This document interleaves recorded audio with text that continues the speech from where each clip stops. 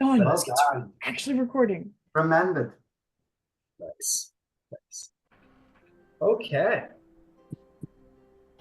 Holy moly, where are we?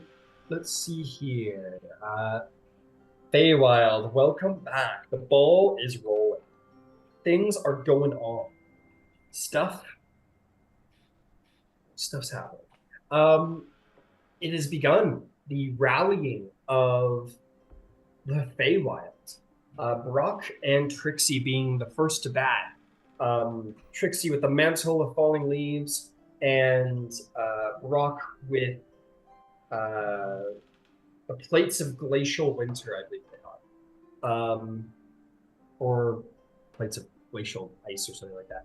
Anyway, both of their harmonies have begun to sway the very Feywild, summoning Archfey to their beck and call, and making the very trees, the grass, the air, the creatures that dwell there bend the knee. And much has been done. Trixie brings the Lady of Falling Leaves, her troops, and the Wild Hunt, uh, and brings them to the court of Zabilna with every desire to make her way to the Skeleton King, which she wants to let him stew in fear for a little bit, quite fitting of the fall season. Um, Fear or jealousy, maybe even that he's being left yeah, out for a little bit. yeah. Either way, stir the pot, which is highly approved of. Barak went to the Winter Court and he began to stir things toward his direction. He went to the court itself, and yeah, the Queen of Snow, the Ice Princesses, the Lord of Frost, all bend the knee in both fear and charm to Barak's intimidating war commanding presence. And then made his way up to the mountains to bring to his side the mountain court, I believe his designation is the Mountain Lord, if I'm not mistaken. But this Lord of Giants, who has long since been tired of the scandals of the Sele and Unsele, is happy to go and carves a hole out of the side of his mountain and proceeds to Prismere with giant kind at his back, including the Ogre King and perhaps even the Gold King. Meanwhile, Zabilna moved goes to the Gloaming Court and is beginning to try and sway them as they do their court does lay outside of the seasons as a sort of strange, independent but ruling faction. They're a little more protected than anyone else, but Zabilna, I'm sure, has her persuasions about it. And that is where we ended up, other than Vivienne having, to the best of her ability, continuing to construct a map of Avernus to hopefully appease Athena, the goddess of wisdom, and hopefully bring her to the party's side. But that is where we have ended off. So Zabilma's off doing stuff. It's also worth noting that Vivienne tried to contact Oberon but failed to do so, and Morgan Le Fay to make a deal that she may govern after the war, but Morgan is not very happy and believes that Vivienne turned against her in the court to Zabilma. So that is where we end up. It is we return to a bit of a fractured party at the moment. But we return to, let's say, Prismere. I think this is the best place to start off the game, where Vivienne, Horlick, and Horlick went with Trixie and Brock. So where Vivienne and Tam Lin reside, and I believe Jason Brock Nitoriel. somewhere. Or sorry, not Brock. So many names. Jace is around there somewhere. And I think Nit Royale, or just gonna say she's in a room cackling for some reason. Very, very evilly, weird monstrous sounds. Who knows? But what would you all like to do?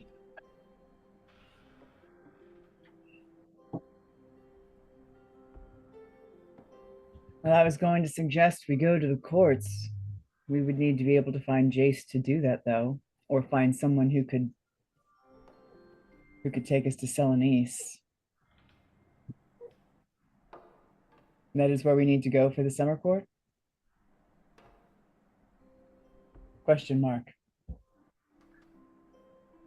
Yes, I believe the last we left off, we were finishing the mapping. Is that finished?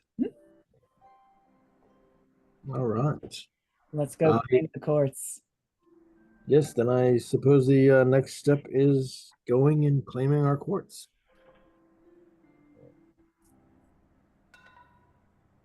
Is it And time, Tam Lin? Is it the time for revenge? I think it is. Um, I'm gonna start out. Oh, I'm gonna start out by casting Death Ward on myself before we go anywhere. that's And sensible. I'd also take a little time if I don't have it prepared. I'd like to take a little time to do a ceremony to prepare a little holy water. Okay, no issue there. All right. Silver can be provided. If Vivian's ready to go, I believe I'm ready to go as well. Yeah, before we go anywhere, I'm gonna do my daily armoring. Does my armor? Your daily armoring does your armor armor. What is that? It means that her armor comes from her warlock pact, and if her mother wanted to be petty, she could be like, "No, fuck you." So I'm finding out beforehand what's mom's vibe. Hmm. Interesting question. That's a very, very interesting. I'd rather know now than when she hits me.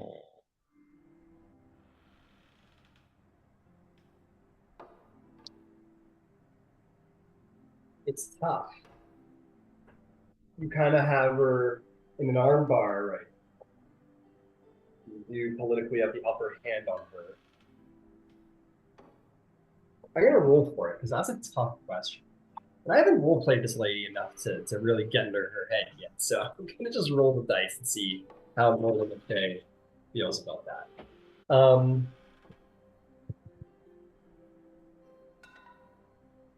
No, it doesn't work. She's an Arcfey. Arcfey are petty. This was expected.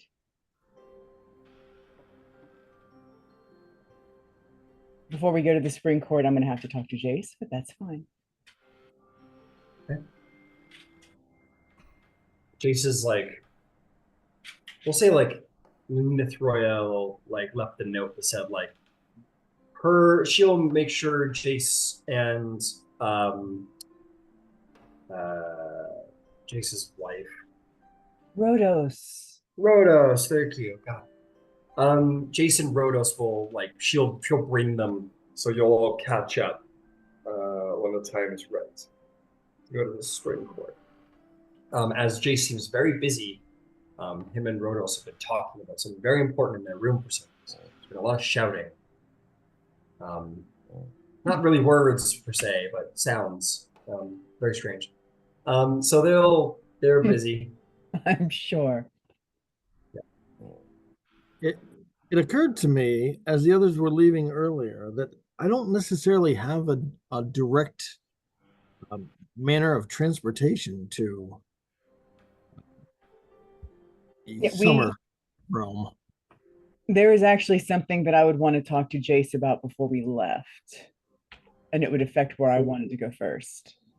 So we're Jason here. Right. So here's no. We don't have a way to leave without him. Well, I will say Zabilna has left her mage assistants available to you.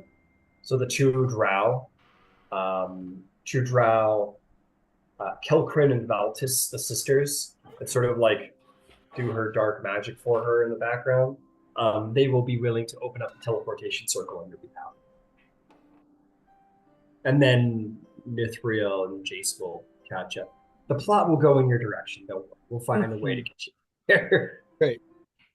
But we definitely need to go to the summer court first. Also, just a little quick word between us all. I am not armored. Apparently, my mother has decided that I have abandoned her and has decided that has broken our pact. Well, it affects little other than my ability to armor myself. But I'm easier to hit I'm just letting you know that. That's good to know. I'm hoping that it's not going to evolve into anything quite that unsafe. Um, if anything, there may be a certain amount of hostility between Titania and myself, but I'm hoping even that can be avoided.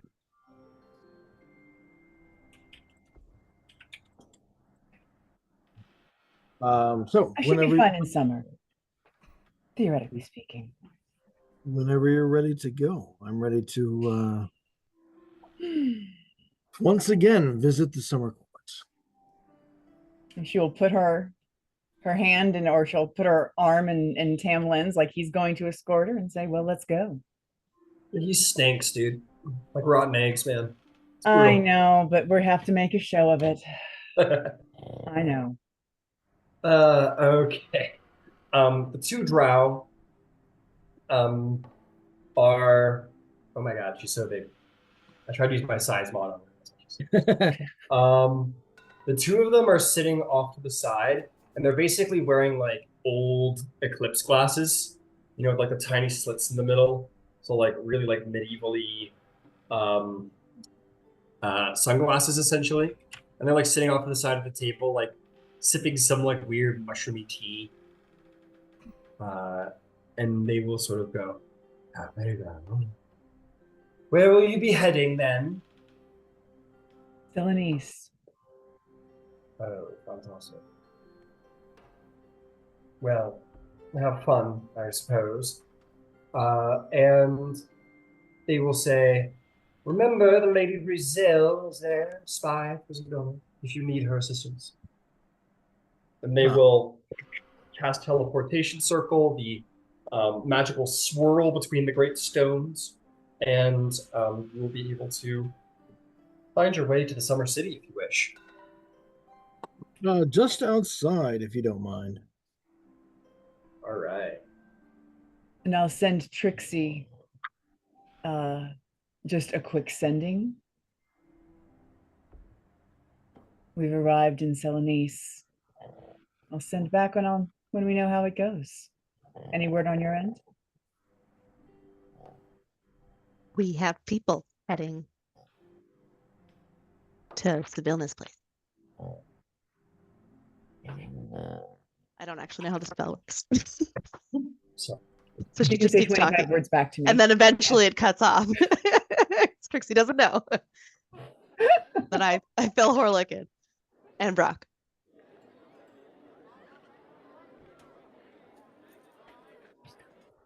okay, give me a moment. So you guys are going to find yourselves at the base of well actually, let me go ahead and make a description because I think this is the first two you two have ever actually in-game being disciples. So I'm going to give you a little background here, Tim. Not that it may matter to you at all because of your new powers, but I shall regardless because I'm just such a nice guy. You know that this is the city of summer. It is the city of the summer court and the Sele court, more importantly. And much like any court, there are three rules that must be abided all by the power of the current emperor. There's the rule of accord, which means you must honor promises and agreements you make. While essential for diplomacy between the courts, they still try to twist the meaning of words to their advantage, thus the rule of accord. There's the rule of gifts. Any who seek an audience with a member of the summer court must present a gift to show due respect. The quality of the gift determines the respect the envoys do. And lastly is the rule of valor. If you are challenged to a duel for any perceived slight, you must accept. However, the challenged party is allowed to determine the type. And those are the three rules of the Summer City, which you, Tam Lin, I'm giving to you for free because you have had to abide by for many long years in your service. And I can give you more information as you go if you want to know about like the Archfey who hang out around here often or different places you are. But as you find yourself teleporting to, we'll say that there's like a nearby teleportation circle they utilized. You are going to find yourself entering into a realm that does not jar, jolt, or shake as might be thought. It feels as though you are awakening for the first time. Heavy slumber dropping from your limbs. You glance around and find yourself in an unearthly paradise of unparalleled splendor.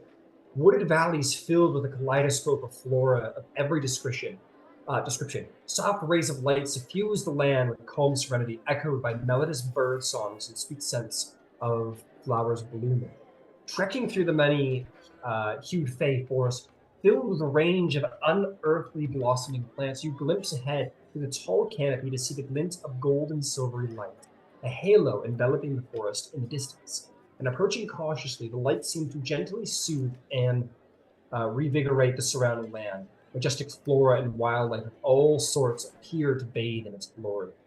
You hear no sound beside the rustle of leaves on a warm breeze, heavy with the scent of flowers and bloom. As you tread onward through the lush, flowering vegetation, a group of summer eladrin emerge from behind nearby tree trunks with longbows drawn ahead and knocked. And their leader, Tam Lin, you will recognize. His name is Glimmerseed. He is a very great and ancient warrior who is in charge of the very security of Celemus. Okay. And he sort of begins, and he said this monologue many times with you and his product. You're probably part of this little party here that sort of like comes out of the woods and ambushes. So this is probably, you were the merry men once before. So now he jumps out to say the same thing he has said many times before. He says, "You have come so very far from home, travelers. We stand ready to guard the glory of Tam Lin." And he will look at you. And everyone will be like, "Hey, is that Tam Lin? Is that?" And yeah, Glimmerseed will say, "Well, Tam Lin, what are you doing here? You had escaped, or wandered off, or been banished from these lands. Nobody's really quite sure what happened to you. What are you doing here?" Glimmerseed, it's good to see you. I've come on a bit of a mission to speak with Titania. And please don't feel threatened, but I have something to show you. And he'll pull forth the whatever blade of Summer's Flame, sword of Summer's Flame, and go ahead and ignite it. Then You ignite it, and all of the Fey present sort of, oh, and then they kind of on. All of the various warriors sort of drop to a knee, just feeling the presence of this blade, very much understanding that they are beholding something of immense power. Much like when Gandalf the White returns and like Legolas falls to a knee, just because there's something grand about what he's witnessing. Very similarly, they all fall to a knee, and Glimmerseed beholds what you bear with shocked eyes. He says, "What is it that you bring to these doorsteps?" as I'm sure you're aware, as am I, Oberon is missing, as is, and I can't remember above the table. You gave me the name of a courtier before who I had scried on the summer court before, and there was a particular courtier who had, was someone that Titania favored, that had left with Oberon, and she was moping that she'd been left behind by not only Oberon but a number of other people. I believe it might have been Hisram, who is the Prince of Pipes, and he is Oberon's son, I'm pretty sure. Hisram? Hisram is his name. He's the Okay. Prince of Pipes. So, as you're aware, Oberon is missing, as I assume is Hisram. Our Lady, as divine as she may be, I'm sure you can see, is not acting effectively. There are things that must be done across the entire Feywild, and I've come to do them here. He'll say, he goes, "You dare doubt the competence of our great Lady of Summer." I would at least have a word with her. You may make a persuasion check, and you may do so at advantage as you are in possession of this commanding power.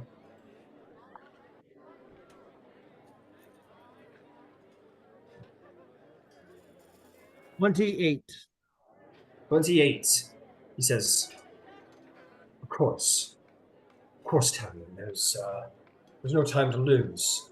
Your arrival here once more is most welcome, friend. Come, come. Um, the Eladrin nods and beckons you to follow him into the forest, and they lead you to an empty grove ringed by ancient mossy stones carved with runes. One of them whistles a resounding musical trill that each echoes in the air before it is answered by a quavering response from high above. The light softens until you can peer through its haze, glancing around to see structures woven from wood, grown along massive tree trunks across their branches. Rising ever upwards on this platform, you see layer upon layer of fey life cradled along the limbs of the forest. Dryads dangle their feet over curtains of fluorescent ivy, while gnomes tend to gardens filled with exotic flowers. Fairies and pixies chase one another in giggles through the air, while joyous music seems to emanate out of nowhere and everywhere. Even the previous dour summer Eladrin guards accompanying you grin in the glory of the city as they travel ever upwards, and you have made this trek many times before. And then this breathtaking ride up into the glimmering treetops above, drawing you closer to the breach of the canopy, you see the sprawling city laid out atop the forest of silver trunks. Before you, these silver tree limbs grow into walkways crisscrossing through rope bridges along where denizens to wander freely through this boreal paradise. And at the center of the city lies a gleaming palace shaped as unfurling golden petals. You have entered into the summer city of Selenis for the first time in a long time again. All right. And he says, very well, to the palace then. Yes, to the palace, please. And as I move along, I was led to understand through discussions about the harmonies and in our various travels to the different realms that the atmosphere itself kind of responds to the bearer of the harmony or the ruler of the realm, correct? Yes, absolutely. So I guess just in my almost kind of immediate area, I would begin to gradually increase the heat and humidity around myself, so that we're moving from lush greenery to maybe like the greenery around my feet begins to brown a little bit. There's the maybe the wavering of the heat that comes up off the ground or whatever. Absolutely. As you begin to rise and you begin to draw ever closer to this place where you mean to seek your vengeance, you feel the heat around you rise, and your very armor seems to almost create that mirage illusion, like a very hot pavement in the middle of summer. The heat around you grows more intense, and indeed the foliage under your feet seems to brown. And as your anger begins to persist, you see that even at the edge of the leaves around you, burn begins to sort of take to the leaves as if they could spark into a fire at any moment. The other Eladrin around you, though, were once dour and Glimmerseed sort of, enthralled by the power that you hold. The other great Eladrin warriors find themselves somewhat sheepish in your presence, intimidated by your intensity, that you are more passionate than any man or any creature in the city. And they will begin to have you walk, or not have you walk, but they will begin to walk you towards the palace where, as I said, the bridges are made of crisscrossing vines and such, and as you go, almost Ghost Rider-esque, where he steps and like a little flame emerges. As you step, the flames begin to. With every step, you leave a trail of flaming footsteps that threaten to burn away the very bridges that make up Selenis. Your presence here threatening to reshape the very city itself. They don't burn through the actual bridges unless you wanted them to. No, obviously not. And all take note of your presence as you find yourself up in a loft. You see satyrs, you see pixies and fairies and all manner of creature, many of which you recognize and seem to look at you with frankly, and probably intimidation of anything. That you walk through here with more presence and heat of summer than any before you. Some might not even say is the Summer Queen herself. You walk through to the center of the city, and there stands the gigantic palace growing out of the massive treetop, woven from silver wood and interlaced with gold and white marble that resembles a blossoming flower, each section an unfurling petal.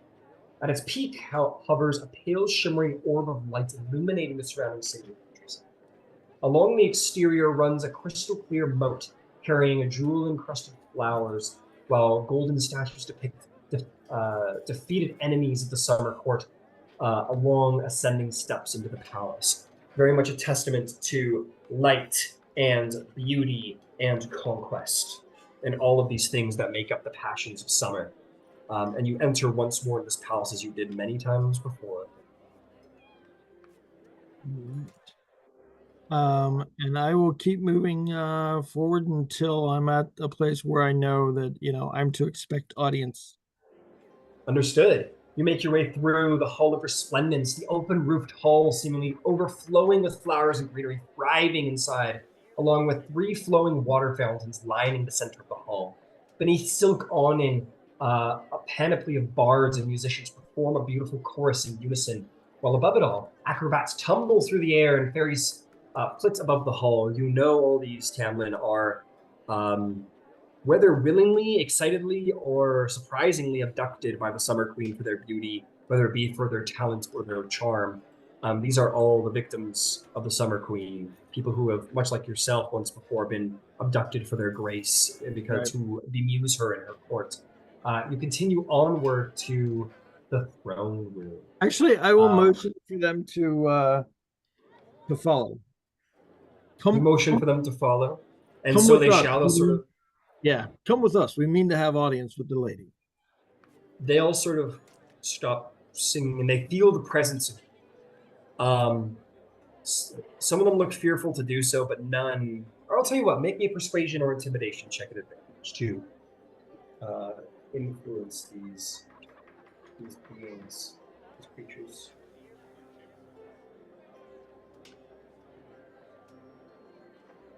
28 again. 28. This almost omnipresent music that you know now, that you've always known, coming from these bards, these acrobats, these pixies.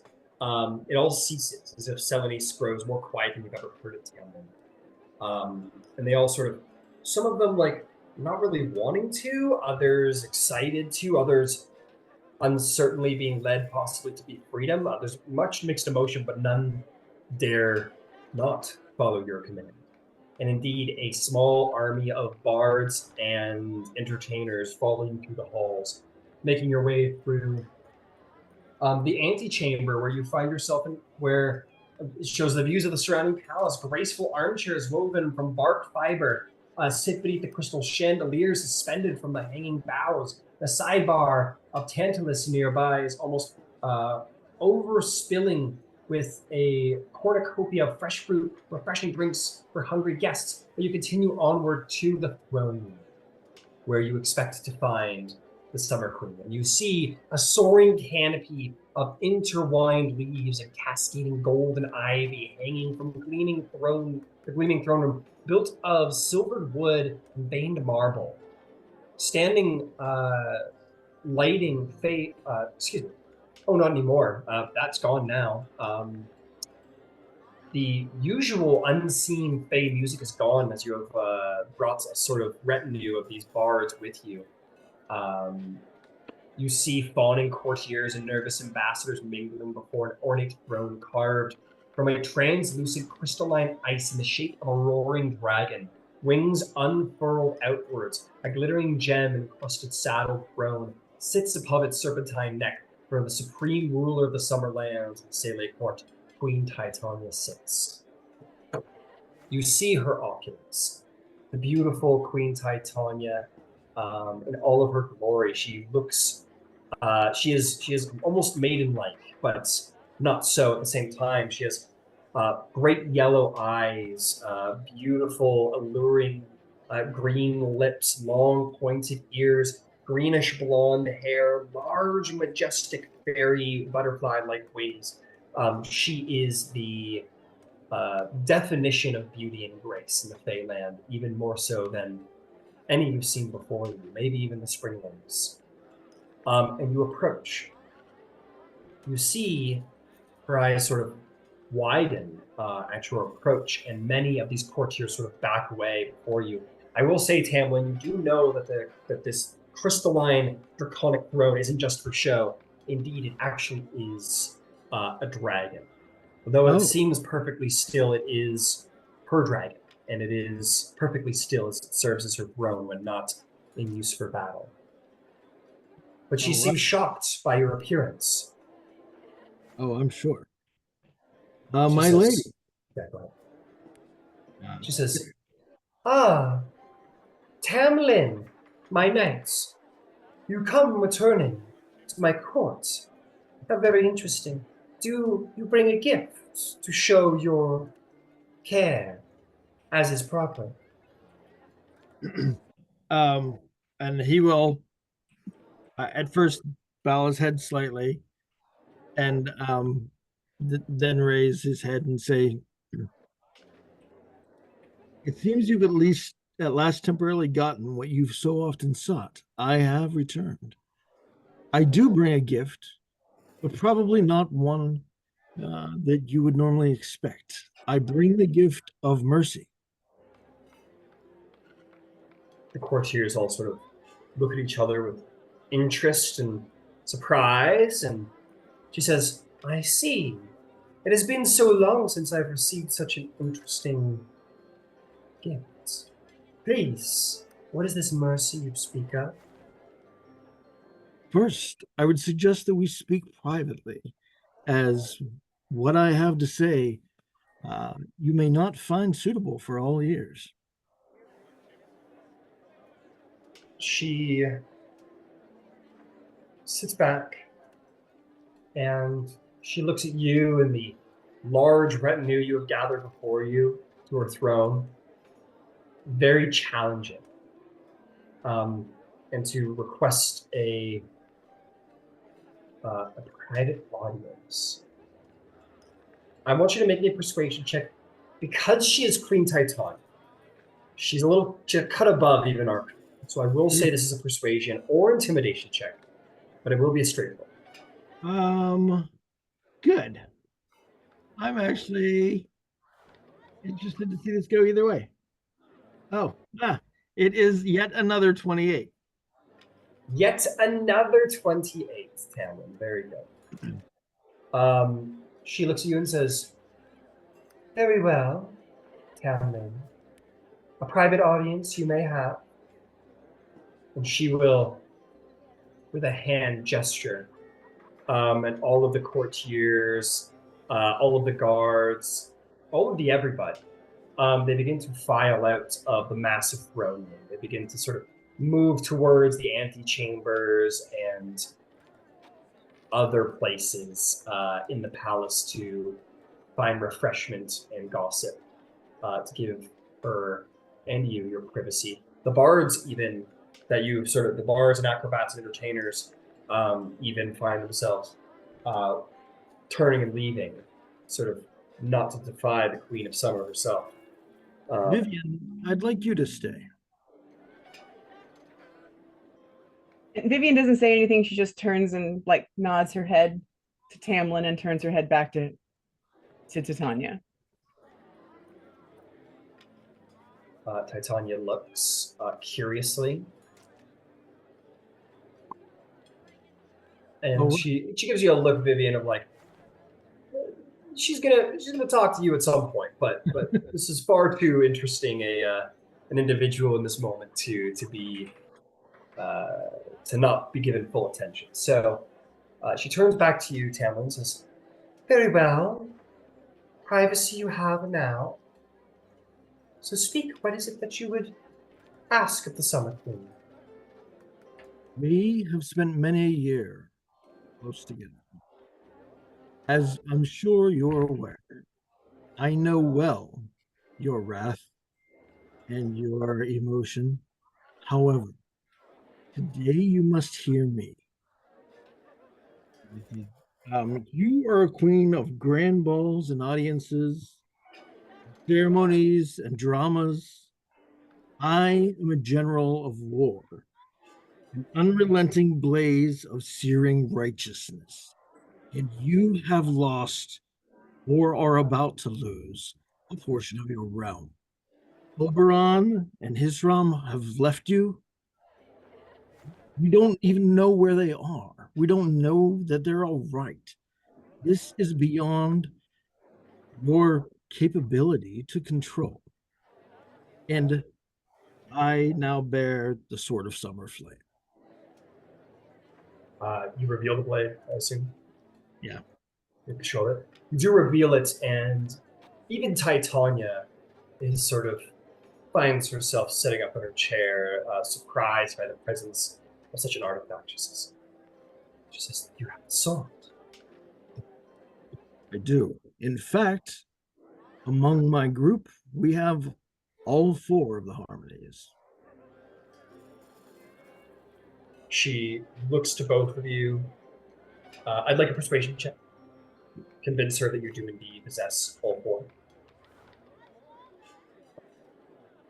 Oh, that one sounds good. 15. 15.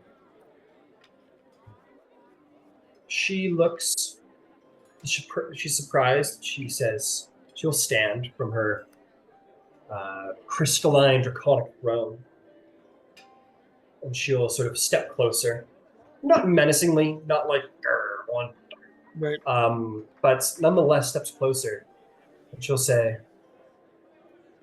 "Long ago, when the Feywild was but a simple thing, seasons alone, an archfey few, it was a stave for me,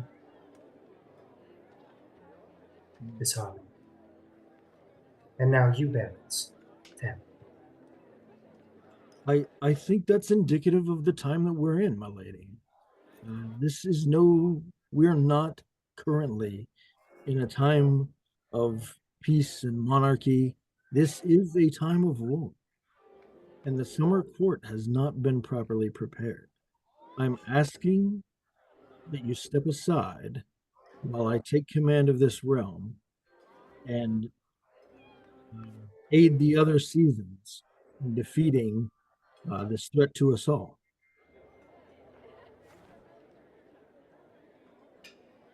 You mean to claim my court for yourself? For the moment, you know me better than that. I have no interest in lording over the Sealy court for untold ages. I simply mean to do what I am able to do to give you back the world you know and enjoy.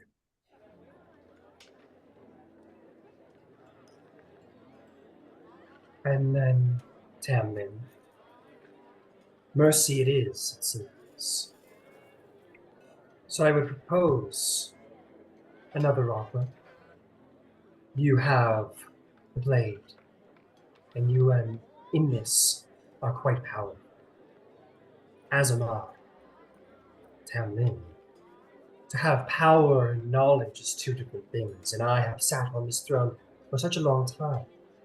My knowledge of my court, my ability to run it, is not to be mitigated.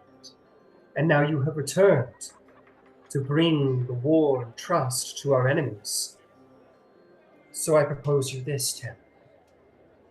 Indeed, Oberon, my son Hisram, has abandoned me, and all the Sele court bickers and awaits what is to happen next. I propose to you this, Tam. Would your rule not be so much more solidified if you were its king? And he kind of narrows his eyes at her a little bit and sneers. And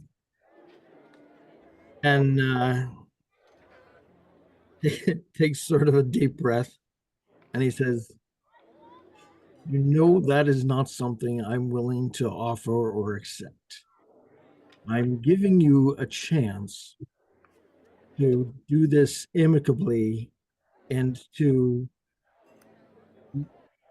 agree to the hope that things will once more be returned to the state in which you like them. If you leave me no other choice, I will claim this court by force." I expect you will, Tam. You, of course, possess the sword, and thus, despite my wishes, I have no choice. You may take what you wish, but I offer you a gift in exchange. For you have brought not only mercy, but change. Change to go forth, so I might offer you this, that your rule not come only from domination, but from right of marriage. Think of it. You could command the summer court, not only because they are bent to your will through magic, but because they must by the nature, the way of things, the rule of law here in the Feywild. You may do what you wish, Tam. Choice is yours.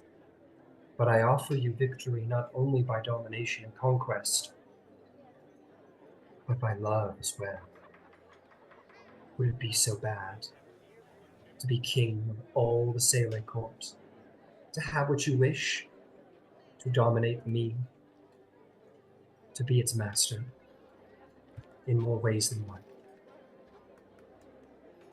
In I his will, head, oh, sorry. yeah, no, good. In Tamlin's head, he hears, I mean, does she know Oberon is dead?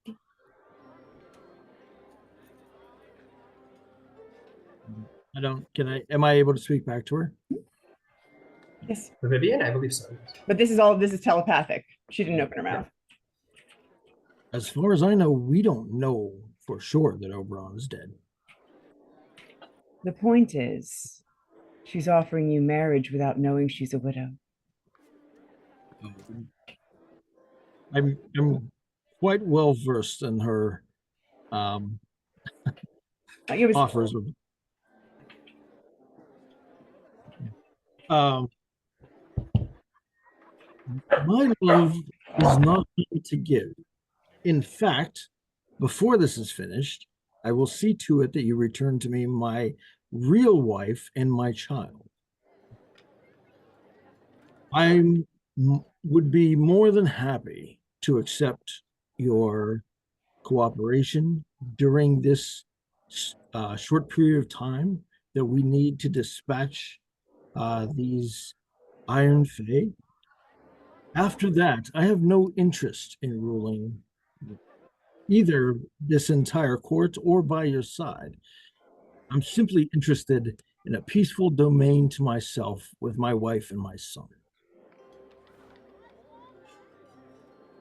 Make either a deception or a persuasion check, depending on if you do truly intend these things or not. If this truly is the path that you want to go. Straight or advantage? Straight against Titania. She's quite powerful. 18. 18. And is this a deception or persuasion? Persuasion. She looks at you and says, "You mean this? In truth, you'll take command with me as your second, and nothing more, and then willingly hand the power back and disappear. This is all you seek, all you wish." Oh, let's be clear. I will not disappear. I intend to be granted a domain within the summer realm, my own domain, which shall remain autonomous and yet be well within your sight every day forever. Ah, there it is then. You seek to be Archfey.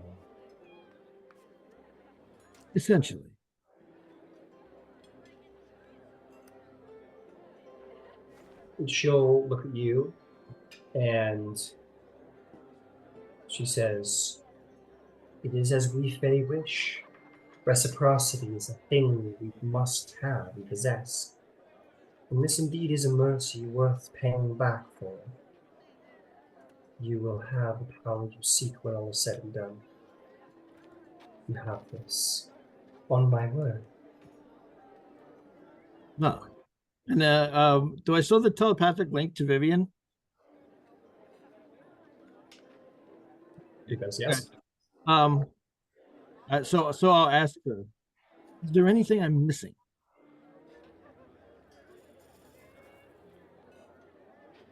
She's saying I'm not. I would like to insight check the Summer Queen, if I may. Go for it.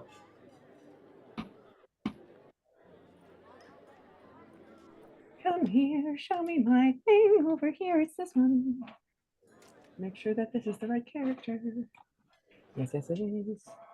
Oh, okay. That's not bad at all. It's an 18 on the dice plus 8. 18 plus 26. I think 18 plus 8. She is inscrutable to you.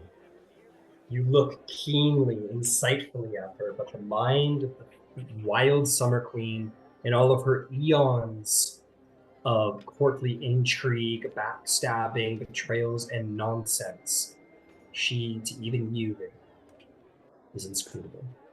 She looks at you almost with There's going to be a moment of just absolute respect, just like nice. Where Well she done. just, it's not even like she's like poker face. It's just that like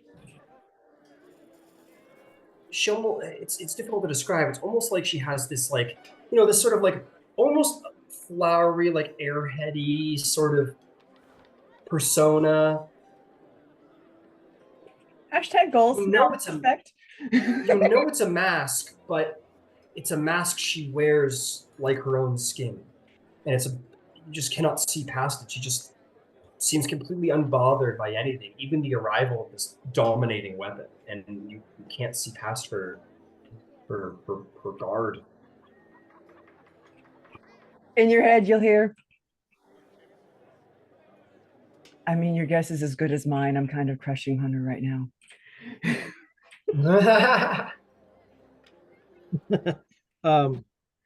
Great. All right then. That's what my brother sees in her. Got it. So, my queen, I ask then that you provide me with your unlimited support, that you make known in this realm your sponsorship of our venture moving forward against the Iron Fae, that you assist me in gathering the forces that you have available. And in return, I will continue to publicly display an appropriate level of respect for your station. Then you will have the Sele Court behind you, Tam. You will have command of the Sele Court, and you will be the great leader of this army in my unit. You will have the unicorns and pegasi, the Ichithern, the Arcthane. You will have the centaur armies of the Oak Lord, Secrets. You shall have the Kilmolis of Kelmjahin. You will have the Treants of Immentensian, and you will have the Swan Maze of Blogruana. You will have the Summer Eladrin warriors of Selanese. You will have even the Summer Fairies themselves, even down to the last pixie, shall support your cause. And he'll do a deeper, more respectful bow this time. And then when he raises up, he'll, before he turns, say, then I go to amass my forces. And shall I, Tam Lin, call forth the alliances promised to me by Morgan Le Fay? He looks at you directly as she says that. Or did you have other plans for the spring court? The spring That would be great. You hear in your head, you hear That would be excellent. If I'm being perfectly honest, and we have Vivienne here to attest, we're on our way to have a very similar discussion in the spring court itself. So, Actually, if you out have the loud, ability, yeah, go ahead. out loud, Vivian will say, I believe the queen is saying that is not necessary. And I Right, think that we should accept her mediation in this. exactly. So, if you have the ability to expedite that, we do appreciate it. For the spring court is also beholden to the Sele court, then Queen Morgan Le Fay, Lady of Swans, and Master of Avalon, shall bend the knee. My own mischief-loving godling of pseudo-dragons and fairy dragons, Nathari Squatach, Squalek, my court jester and the patron of leprechauns, Veranestra, my daughter, patroness of all dryads, nymphs and sylphs, and lastly, even Tuxil, the trinket lord, will find himself at your behest, along with, of course, the Springer Ladder and all of their pixie fae. The might of the Sele court is at your command, Tam. You need not go through whichever friend of yours possesses the jewel. Outstanding. Keep yourself and your court safe, my lady. We will return shortly. And she will And Vivian smile at you. will bow. Her bow will match the depth of Tam Lin's. She'll look at Curtsy. you, Vivian, and will say, by the way, do you have a gift for the Summer Fae? Or the Summer Fae may have a gift for you, Lady Vivian of the boy.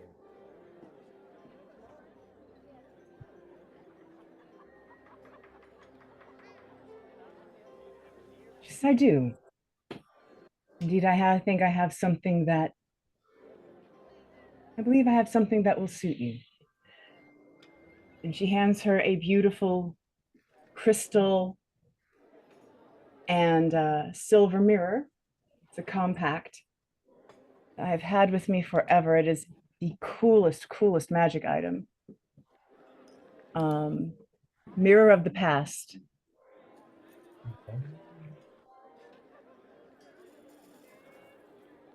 She will accept this and say, magnificent, gorgeous, potent.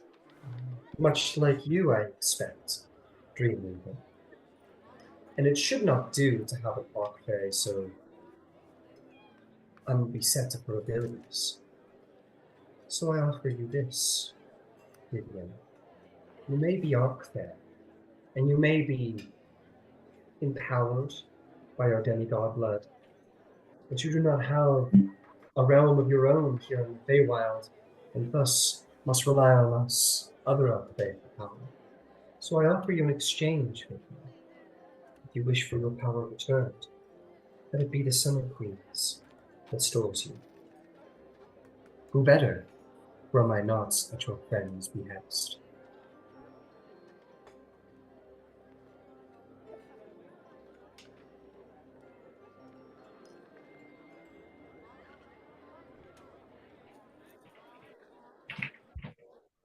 I am awed by your grace and deeply concerned at the insult Morgan Le Fay would feel. She just smiles widely. She says, oh, Dreamweaver, for you spend far too much time on the mountain of Olympus and forget that we Arc Fae live for the mess. She produces a beautiful silvery wand encrusted with many large diamonds that glint and glitter in the summer light. And as she does it, a gentle, delicate swirl in the air, a twist of fairy fire will find itself around you, and then dapple away and be gone. And she'll say, and so there it is. You have regained your Warlock Pact of the Arc Fae, and if you so choose, You may reselect your spells and incantations as the Summer Queen will redistribute such warlock gifts upon you. If you had a mind to swap any of those spells or incantations. Yes, it's not feeling hexy anymore. Okay. I will. And she will actually take a full, glorious, beautiful, courtly, full bow with the head, Yes. the hair All flipped, over. the neck showing. Absolutely. And she will sit back across her crystal dragon throne, and she'll say, "It'll be marvelous to have you back at court again, Tam. It already has been."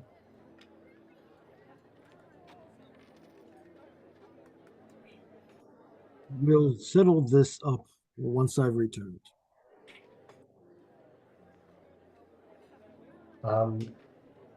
And she will say, "And off you go, my beautiful summer night."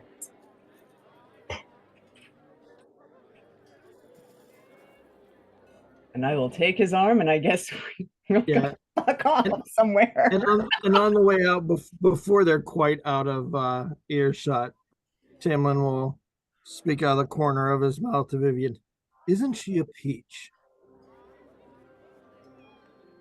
I completely understand what my brother sees. I get it. So Tam And she will Lin, not care if Titania hears that at all. yeah. So Tam Lin, you leave the presence of your arch nemesis, the source of your vengeance. Your friend turned on by her, and her seemingly overjoyed to have you back. Maybe not quite in the spirit of vengeance you might have dreamed of, Right. which is to the point. Where are you with your Oath of Vengeance spells? Yep. Do you have any that are swapped as of now? Yeah, I have no, I'm back to even now. You're back to even? Yep. Let me ask you. Oh, well, here's the thing, Tamlin. You came to her with a pact of mercy. And all you've imposed upon her is the minimum of what you require, and it's certainly not a vengeance of sorts. Sure. Unless, what do you feel, Tamlin? How's Tamlin here? Is he do you in your mind think that anything here happened that is to do with a great vengeance against what she's done? A great vengeance, probably not. He was going more for kind of a subtle, stinging, eternal, achy vengeance. More the fact that she had to, that she was faced with a situation where she had to, kind of, default to him, and then of course the point behind the having his own realm within the summer realm that she has to his own kind of sub realm where he wants to live with his wife and child, the reason that he chose that specific thing versus just being done with the whole thing was so that she would have to live with it for essentially eternity, that the three of them were there together and that he basically won. Got it. Understood. Okay. Then that's pretty cool with me, except for one thing. Would Tam Lin consider Titania have either of the two virtues, evil or wicked? Would you consider her either evil or wicked in any way? Oh yeah. I would say at least one of the two. I'm not sure where it falls in between the two, but there's definitely probably. I mean, depending on how you define them, I'd probably call it wicked. Got it. If that's the case, your oath is not subtle, as you are. Yep. I was going to let it go, but it does fair. say no mercy for the wicked, and you have indeed come with mercy. So I will have you swap one of the spells. You may pick between whichever spell you want, but one of those third level spells you get as an Oath of Vengeance Paladin, you will now have Hellish Rebuke instead. So you can swap one of the two for one third level spell for Hellish Rebuke. Oh yeah, one of my What are my Yeah, so vengeance as an Oath of Vengeance, level for Hellish Rebuke? Okay. you get Bane or Hunter's Mark, so you may pick either one to have changed with Hellish Rebuke. Okay. I will. I'll drop Hunter's Mark for now. Got it. I believe Okay. that was the swap last time as well. Yeah. Okay. Yeah, you feel that in this moment, many Paladins of Vengeance would have that great, glorious moment of like, I am here to Right. I will have my vengeance. It should have been at that moment, and though you were settled with it, there was a great mercy that came along with it. You feel that piece of your oath was bent. Yeah. That's fair. No, I'm perfectly on board with that. Okay, understood. All right, you two both descend out from the courtroom, leaving Titania behind with a sort of, with that sort of gloriously beautiful, but somehow soft, but also at the same time mischievously sort of. There's just so much to her face. Vain. There's almost like a sort of like obsession, a wild obsession behind her eyes as you both leave. And you leave her on her throne, unscrutable and as glorious as when you first entered. And you leave. Is there anything you would like to do or say as you exit the throne room? No, I think this has been quite successful. I'm anxious to see if we can't aid your brother, right, Vivienne? As soon as he says my brother, I will probably stop and send another sending. Okay. Oberon, And the sending please. is, yeah.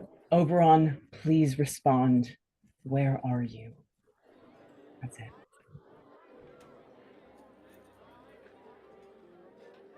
Oh, sister, it has been far too long. They have me pinned to logs. Weird, these Iron Fae. Strange. But I cannot get out in no sense of it. Also, yeah, on the way out. I'm sorry, I didn't mean to. Go ahead. She'll stop and she'll actually turn to look at the Queen and Tam Lin and say, Well, we'll say you've left. oh, okay, we're already out. Oberon is alive. He's been taken captive. All the better. Certainly a situation we can attempt to rectify. No, I feel better. He sounded like the cocky asshole I know and love. Well, it is the day of the Fae. And on their way out, he'll raise his flaming sword to the, I assume, group of courtiers that's out here as Oh yeah. we There's probably a couple Arc Fae amongst them, absolutely. and say, now we fight for your kingdom. Oh yeah.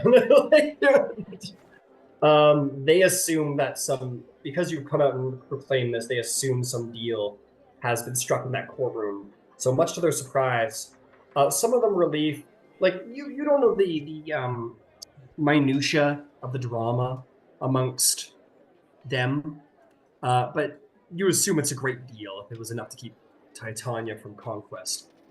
For whatever she is a conqueror too. She is a great conqueror, sort of a Daenerys figure from Game of Thrones a little bit, at least towards around the end. And so they are like, many of them are like, yeah, woo! You see many centaurs sort of buck in celebration, especially the centaurs seem quite excited to go to war. Some of the Eladrin warriors certainly raise their swords. Anyone with a warrior discipline to them seems quite excited, but many of the courtiers, some of them sort of, yay, like there's a bit of a fakeness to it. Other ones outright are like, like they're not quite happy. There is mixed, but largely there is an excitement to go to war, finally. All right. I suppose we should meet up with the others. Yeah, I guess back to Prisoner. Before you go, Tam Lin, Celanese is a great and masterful city, a large one with great beauty and many wonders to behold, both for your sense of taste and for other means of entertainment. There is a wonderful inn that sells the most interesting collection of drinks that might have potion-like qualities. There is a theater. There is the Gallant's Gathering, which is a sort of gladiatorial arena for exhibition duels. There is a magic school. There's all kinds of wonders. There's a cafe which has magnificent treats and brews. It is a magnificent, magnificent place. Is there anything that you would like to do in what was once a city that you might have called home for a while before you leave? Well, now that I think about it, we did collect 2 quartz in, I'm sure, less time than it took them to collect 1. So, is there anything you'd like to do? Shall we take in a show? Shall we enjoy the finest that such a verdant forest has to offer? I think that sounds grand. You guys take your due time. You might find your way to. You probably wouldn't go to the Pinecone Museum. You've seen magic items of greater material than they. You might go to the Eternal Blossom Cafe with which has all manner of wondrous treats. Let's see. Blah, blah, blah. And they are bought through experiences, items, or services to taste the most whimsical and magical of all. They might ask for a payment of a happy memory, or simply to do the washing up, or to sing a forgotten song, or to tell a tale, or to give a lock of hair, or your firstborn child. What would you two offer to have such a magnificent treat? I will. Oh, perfect. I will offer up the memory of a moment. Over the years, obviously, having been captive in this court, in general, uh, um, he was a little salty about it. But clearly, I mean, this is a beautiful place with wonderful things. So clearly there were some good memories. So he will offer up a good memory of a moment of essentially, celebration and feasting and dancing or whatever that he had maybe in like his younger adult days when Titania was maybe feeling particularly affectionate or attentive to him. Got it. So you sell the memory of younger nightly days, making merry, drinking, and playing with various knights of Selenice and maybe even the queen herself. A fine night that was, never to be remembered again. Vivienne, what would you like to sell or Also, pay? also a memory, but one of the few times when she was a child that her mother would sing her a lullaby. That particular tune. You sell a forgotten song, a memory of a forgotten song being sung to you as a small girl by your mother, being tucked away in the bed, and that will be snatched away from you forever as well. You'll never remember being sung to sleep again. But in exchange, both of you guys roll me a d8 to figure out what it is you've purchased. 3. 3. You, my friend, are going to receive a corn sap brew. It is a delicious sort of almost like ice cream-esque treat where it is a sort of like it's almost like syrupy. It's almost like honey a little bit. It's got that sticky taste, but it comes in a coffee. There's a sort of like like a hot coffee float to it. Very sweet, very tasty, and it's second to none. You've never had such a delicious coffee in all of your life. Never in all of your life. And Tamara, what did you roll? A 1. A 1. You're going to gain the mana bean coffee. Mana bean coffee. It is quite literally a magical beverage. You sip it up, and it scintillates your taste buds as if you could taste color. The prismatic colors. You taste purples and yellows and pinks and oranges. And as he drinks it, Vivienne, you might even see like at different points, like little puffs of steam come out of his ear, or his eyes change color, or the complexion of his skin sort of softens and changes here and there. And he undergoes various very minor transmutations that sort of tickle you, Tam Lin, and make you, and you just enjoy every part of it as you are suffused with a very light wild magic within the coffee as you drink it. I will admit, I did miss that a little bit. Before we leave, I might like to take in some of the competitive combat. Absolutely.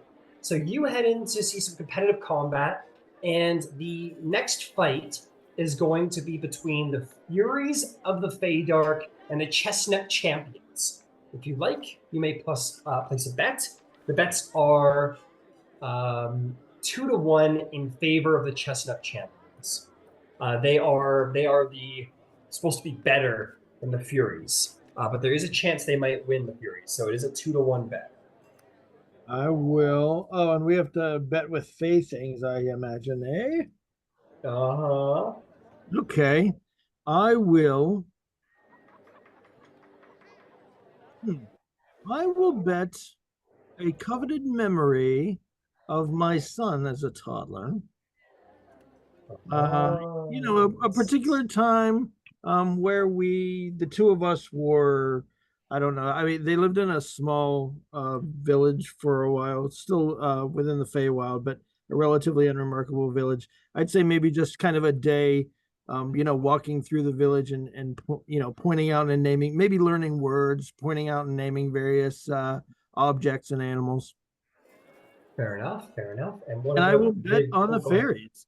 And you'll bet on you'll bet on the Furies of the Feydark and see if they come out on top. See if you can not make back just your bet, but a little on top of it too. Vivienne, what about you? Do you wish to bet? I don't wish to bet. I'm looking forward to watching and enjoying the show. Understood. So let's see here. So 2-1 bet. Okay. I'm gonna roll the dice and roll d6. If I land on a 1 or 2, that means the Furies win. Anything else, and the Chestnuts will take the win. Okay. The battle begins. You are going to see some woodwoads walk out. And what woodwoads are, they're essentially like these champion warriors made of like bark and wood. They have long, round, fey-like shields and wood scimitars sharp on their other hand. And they will be joined by the Chestnut Champion. His name is Grassblade. And Grassblade, you see, comes out. That is a beautiful dryad woman, but she is known to be a deadly assassin as well. She is as deadly as she is beautiful. And there's a great applause and celebration as they come out. Very exciting.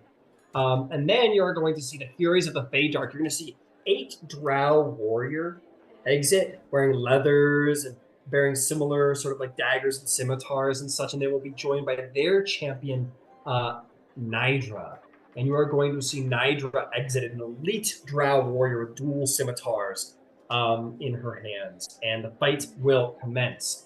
Battles will happen. The drow are just not up to snuff with the woodwoads. Indeed, the woodwoads can very much take a couple of drow by themselves. But luckily, thanks to some flanks and some good maneuvering, the drow are beginning to like hold their own. Grassblades, the assassin, takes down a couple of drow. Nidra takes down a woodwoad.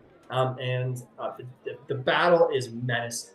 But in the end, one of the wood woads stands, and the rest of the drow are down. But Nidra and Grassblade stand, and Grassblade holds a hand out to the wood woad so that she may take the field. She is a little wounded, and so is Nidra, but they are going to clash. You will see like Hidden Blade, coated in poison, clash with Drow Scimitar, and a great battle unfolds. And though Grassblade is an incredible warrior assassin, very stealthy, very capable in the use of sneak attack, it is very hard to get that sneak attack well in a face-to-face duel. And in the end, it is the superior Drow combatant skills of Nidra that fells Grassblade to the ground and turns to face the last wood woad. And with the last of the power in her arm, she managed to fell her last enemy. And in a 2-for-1 odd, no one expected it, the Furies of the Feydark do indeed win and take the day. Congratulations, my friend. The Furies of the Feydark succeeded. And you are going to make out with two things. You are going to make out with 250 gold. You are going to keep your memory, and you are also going to receive a portable hole magic item for your bed. A what now? A portable hole. Portable hole, okay. Essentially, they hand you this perfectly circular black cloth, and explain that when you splay it out either on a wall or on the floor, and perfectly so, it creates a pocket dimension for you to store and keep things in. But it has very limited supply of air, so be cautious not to stick your friends inside. Okay, sounds good. Portable hole. All you right. may add those to your inventory. Nice. Okay. Vivienne will pop in. Also, make sure you don't put a bag of holding in there. Okay. Very important. Yep. I will be sure. Right. I have to say, this return has been less bloody than I expected.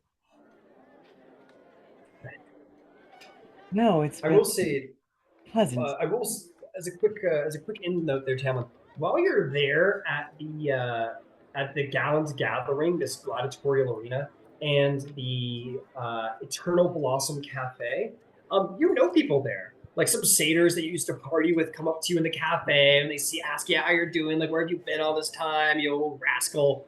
And you go to the Gallant Gathering and many a Ladrin warrior, maybe a couple of Centaur warriors approach you as well and are excited for your return.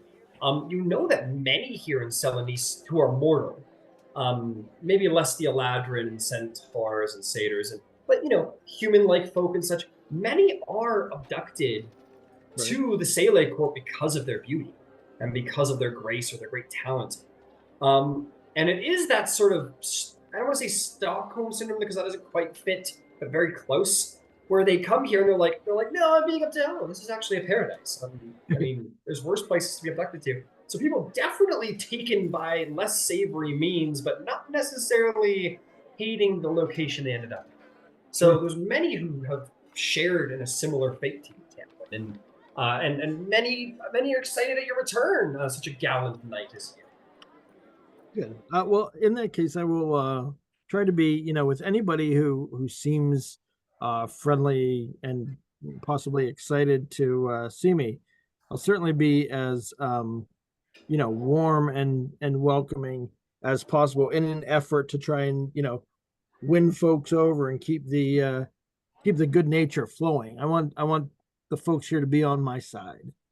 Absolutely. Easy enough. Make me a persuasion check. If you are brandishing the sword, it will be an advantage. Yep.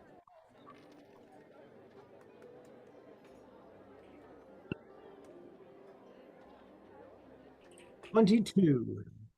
22. Yeah, you brandy much long lost support.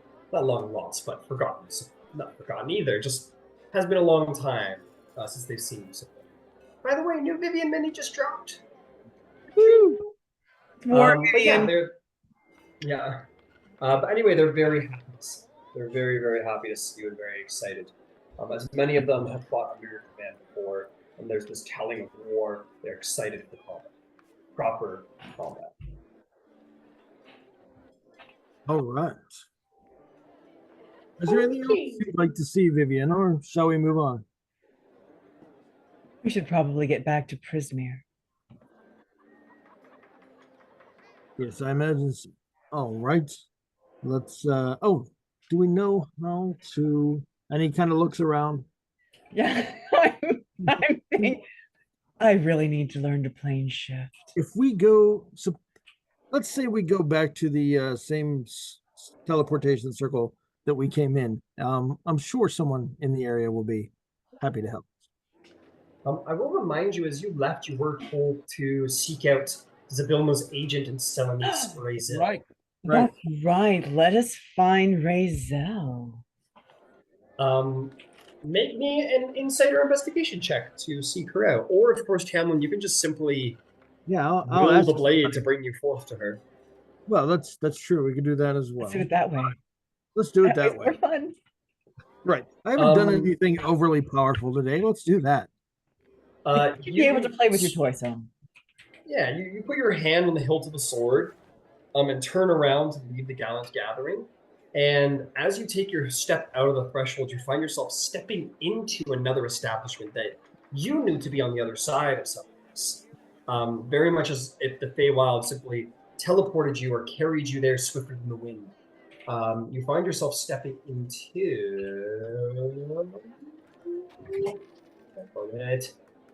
Wait for it, I'm talking to you too, dog. The Cheery Cherry Inn, where curving walkways along the tree limbs eventually bring, you find yourself in a collaboration of tree houses and the cheerful cherry red facade with gilded edges, and the path following upright towards the open doorway besides a hanging sign proclaiming it to be the Cheery Cherry Inn. You see its proprietor, and more importantly, you see a woman sort of like look up at the back. She's very fair, a sun high elf. She's not a ladger, but just a high elf. And she sort of looks over and sees you both, and sort of like with a tilt of her brow, it's almost as if she knows that she is to meet you. She will stand up. She's a woman of great beauty and great grace. She fits in here quite well, maybe quite perfectly well, in fact.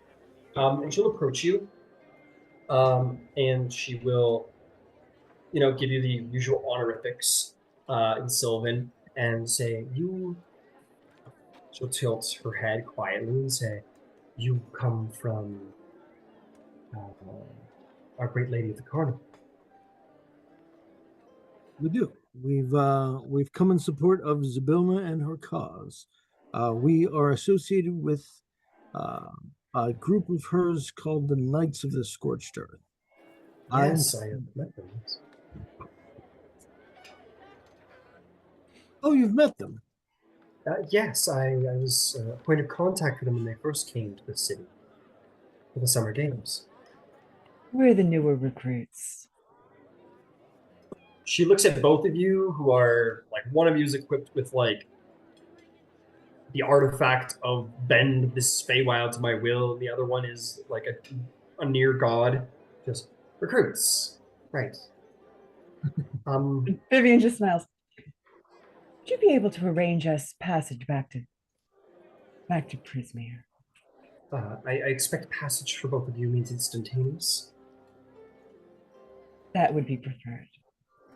I see. I most certainly. And would you suppose we were supposed to? Is there anything else that we should be aware of while we're here? We were guided to make sure that we made contact with you. If that's the case, if you are indeed here from Lady of the Carnival, it would be my prerogative to help you in any way I possibly can.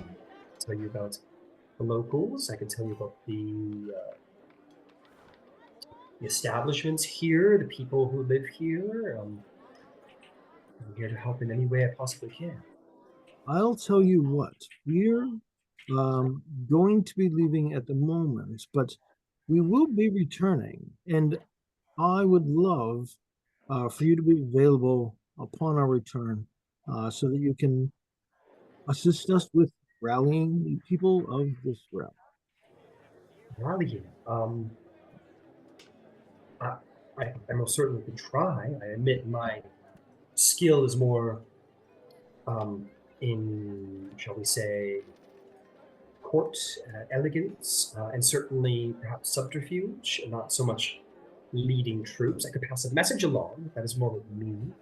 No one is going to ask you to lead true. I appreciate where you are. He winks at her and he says, "Oh, that might be even better. We'll need someone to keep Our Lady Titania entertained for a while we're gone." And informed. I can arrange for a gift that may ingratiate her to her side, me to her side, at your behalf. More than happy to help in any way I can within my skill set.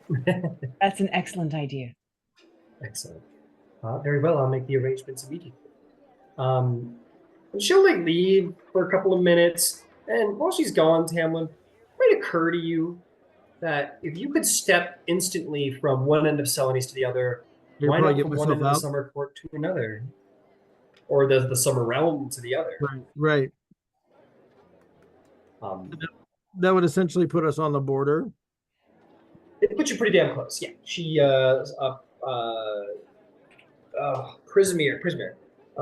Prismere is independent, but it does sit in the Saley lands. Yeah, okay. I mean, I'm game if you want to try. Well, I was saving all of this jumping around for the battlefield, but we might as well give it a test run, shall we? Absolutely. You two sort of see her wander away, and you guys are like, "Oh, we'll test it out." And you guys, you know the Feywild enough that every journey starts with a step, no matter how long or how short that journey may be. And so you both sort of take a step, and then another, and you find yourself, as your perspective begins to change and turn corners, you see that the trees begin to not mirror the inn any longer, but instead mirror trees you've never seen before, ones that outlie the independent realm of Prismere. You have some walking to do to get to the top of the mountain, but you have indeed found yourself, through the power of Tam Lin, to the outskirts of the palace, or to the lands themselves. I was actually kind of thinking about this in between sessions. On my approach, I had intended, if we were going to be further away, just see if I could kind of bend the land so that it scrolled toward me versus us actually walking. Yeah, kind of, and it's the whole debate about, is it space that's moving or is it me that's moving? Right. And the whole Scotty hyperspace debacle.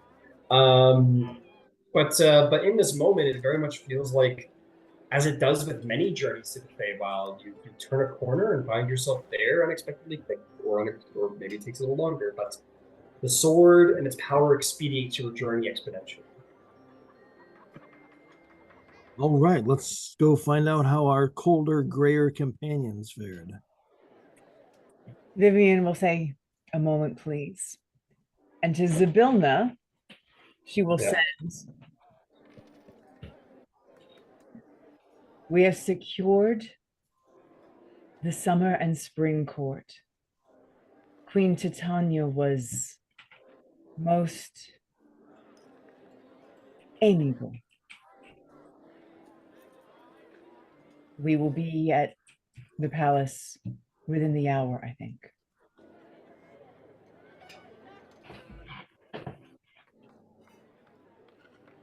Very good. Well, hurry along, my knights. You've done well. And you may, begin to move. I will say that journeying through Prismere is, it takes a little longer than you might have expected. It is an entire domain of delight. You guys will find yourself moving through, however, the beautiful forests of Hither, where you might stop by a beautiful oasis where you see two beautiful unicorns. One you might recognize. You go, "Oh, that's so beautiful." Oh, hey! Like, hey, look over here. And then, one horse kind of mounts on the other, and you're like, oh god, oh no, oh no, and you guys start walking away.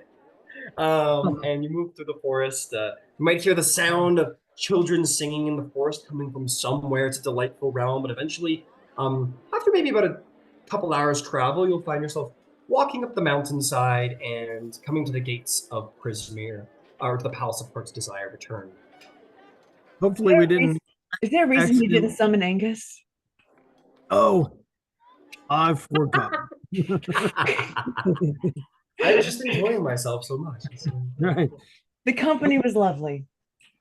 Hopefully we didn't witness Smiler defiling anything on our way through Prismere. Oh yeah, no, that would have Yeah. been entertaining. Jeez. Some poetry. Meanwhile, in the Winterlands, let us go to Horlick and Trixie. We've done a lot of Tam Lin and Vivienne. Let's see how you two are doing. Brock has just claimed the allegiance of the giant court and its subordinates, such as the king of Ogre King. What's next for Team 2? Oh, time to okay, Trixie. So we have our allies. I presume we're all going to be meeting together. What's the next steps? Well, we're letting the Skeleton King stew a bit so we can make our way back over there. If we wanted to give him a bit more time, we could make some like snow castles or something while we wait. If you want to. I'm only saying this because it's Horlick. I'm no, not for me. Thank you. Oh, okay. Well, then Brock, you can just get us to the edge, and then I can take us through fall. Oh, yeah. I can absolutely do that. Yeah. The Brock. Yeah.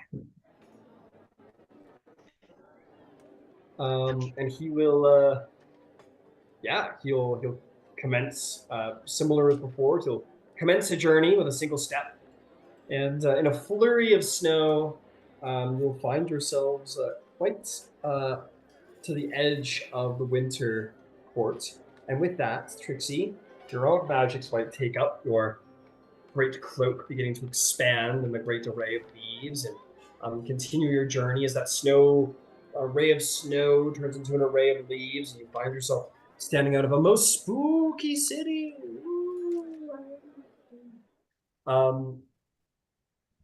Very difficult to represent, but nonetheless, I'll try. The Skeleton King. You come to a nightmarish land.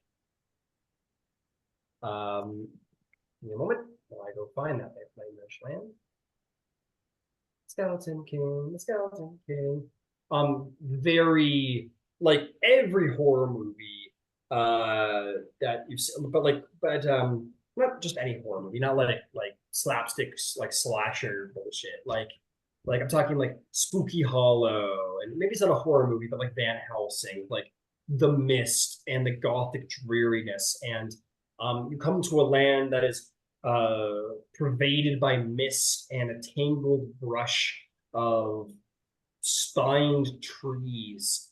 A place that is truly terrifying, where rocks seem to almost take under the shapes of skulls and screaming faces, where you almost seem to find terror in every element of nature. But sitting high above it all, you see what starts out as a great and grand pile of bones, but very quickly begins to take shape into something more, into a great castle that is indeed created from nothing more than bone, from rib cage and femur, millions and millions and millions of bones all latched together, crafted into one to create this magnificent palace that looks quite scary, to say the least. It's got a castle Grayskull look, where it almost looks like a skull, but a gothic palace at the same time. And you know that you have found the realm of the Skeleton King. Well, this is just dreary and drab. Not a lot of color. It's a peach of a place. What what kind of resistance do you expect from the Skeleton King? I don't really care. I'm just gonna see if he'll join us, and if not, he can just hide out here. Okay. Do you intend to have a bit of fun here? Do we need Sorry, to can you say that again? Are we going to have a bit of fun here and prepare maybe for some battle? I don't know, but I think this place needs a bit of color because I feel it's appropriate as we're walking. I'm gonna be druid crafting pumpkins everywhere. Excellent. You take the land in its rightful spookiness, and you sort of almost like popping up from the ground immediately. Spooky pumpkins sort of, and then like portions of the front of the pumpkin just completely like shoot out of the front and fall to the ground to create like jack-o'-lantern faces. Little fire will ignite inside. As you're going, you're like creating these pumpkins, and your druidcraft enhanced by your mantle. And as you start going along, you sort of begin to make this nightmare land into a little more of like a Nightmare Before Christmas scene, a little more Tim Burton-y, where it's got that spooky Halloween, but there's this kind of fun childishness to it as well. This is So as looking we're much walking better along- already. As we're walking along, I'll see Trixie doing this. And I just take my sword a little bit out and I'll use one of my control weather charges on the thing. Absolutely. Bring a cloud over and just start the crackling of thunder above the tower. Just as we're walking along. Got it. Trixie, and just say, does that make it a little bit more festive? It does. I like storms. I would say it's already cloudy, so it doesn't take as long to form it. So it's already like a dark, murky, cloudy, like a still, misty cloudiness. But you turn into like a roiling blackness, and lightning sort of strikes very intentionally juxtaposed behind the castle to make it look super spooky. And yeah, you guys are definitely enhancing it, but in like a fun way. Is there anything else you'd like to do, or do you guys intend to actually enter the Bone Castle? The doors are wide open. Oh yeah, I'm marching straight up to wherever I sense he is. I'm right Alright. behind you. You begin to make your way within, and you walk into a grand hall. The doors behind you. Great, massive doors closed behind you, made of bone, and you find yourself in a long, unattended antechamber with great pillars that reach to the sky, great bones that reach upward, and you hear inside these laughs and cackles from the darkness. It says, "You've entered the realm of the Skeleton King. You will never leave. Try as you must. You'll never get away from the Skeleton King." You see a giant spider crawl up the wall. Another one, more leering in the dark. It's a very haunted house. Can I attempt to, with the mantle, kind of like pull back the curtains as if it were and just reveal him? Yeah, you like look up and you kind of like sort of flare out your mantle, and as you do so, you almost like disband the darkness, and these great orbs of red flame like ignite down the hallway. And there are indeed giant, like huge, not giant spiders, but huge spiders with skeleton warriors sort of on the back, like up in the ceiling. And there's maybe like 5 of them. They all go, or they're like, they kind of like look at each other a little like, wait a second, this isn't part of the script. And you'll also sort of like hear like, ah! And he'll hit the ground, and he'll like, ah! And you'll see standing up is not necessarily your old friend, but you do see the Prince of Twilight, if you recall, Right. Trixie. Yes. You see a gnome-sized trickstery individual wearing a long purple mantle that is the same color as like the sky as it sets on an autumn night. And he looks like this like mischievous, diabolical kid with a couple of like knives, a couple of emerald knives strapped to his side. He goes, "Ah, it's you again! What the fuck was that? How did you turn the lights on? I didn't know someone could do that." I'll kind of lean down until I'm kind of in front of his face. Just, we're not here to play games, and we don't have the time. Well, you came to the wrong place. I mean, that's all that's happened here. Well, we want to get right to the murder. We just want to talk to the Skeleton King. Oh, okay. Make a persuasion or intimidation check. It's your choice. You may indeed have advantage.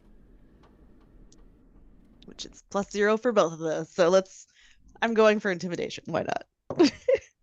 18. 18. He goes, okay, not really in the spirit of things, are you? All right. Whatever. It is. Yeah, yes. Fine. You sure you don't want to do the murder? That could be fun. No? Murder Oh, will be okay. later if you join us. Oh, cool. And he starts walking along. And he goes, so have you seen it's good to see you again. Hey, how's I mean, I saw him. I don't know. Have you seen Riverwind lately? I have not. Not No. too recently. Oh, yeah. See that way. You just kind of wander along, and eventually you'll come to a throne room, and it's like a super like Strahd like but bone castle like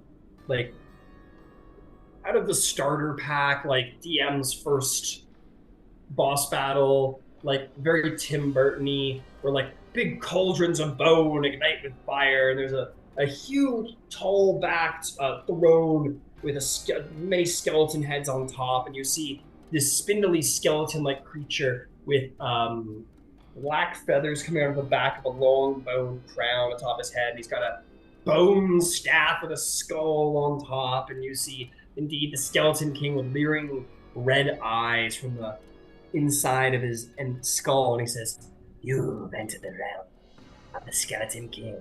Yeah." And he looks at you, Trixie. He goes, You have. Who are you?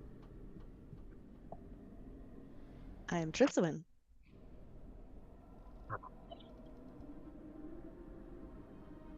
What do you want?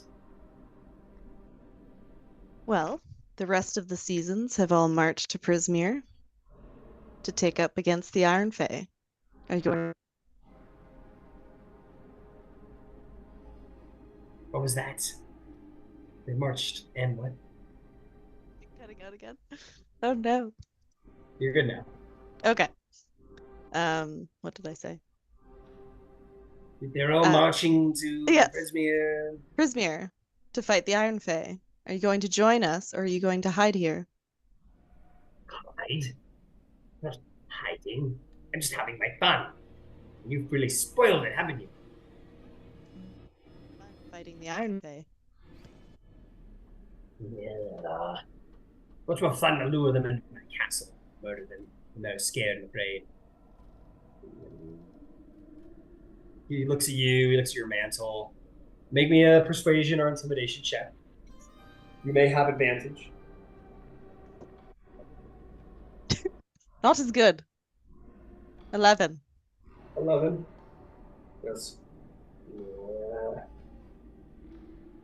Why should I fight for you?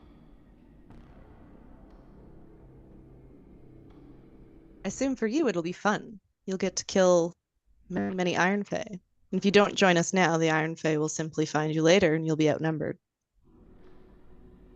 He's a good place. He's a good place. I am told that you have already dispatched many of my Archfey to this Prismere. Of course I have. Yeah. Well, fine. I suppose I'll rally the skeleton army with our giant spiders and spookiness. The autumn Wonderful. fairies and such. Yes, yes, we'll go. But I expect lots of attempt at murder. You can have all of the attempts of murder on the Iron Phase you'd like. I suppose I have to do what you say because you have the cloak thing. Yes, I suppose you do. Too much. Well, Fine. would you dance then? Make me an intimidation or persuasion check at advantage. Please are all good for this one. Please roll good. I want you to roll good. I rolled 2 13s, so 13. 13. He goes, for 13. He goes, yeah. Dance? Wait, dance? I don't dance unless menacingly. I just stare him down. I suggest you do as your warden says. She wears the mantle. She needs to be obeyed. Do you not want to please?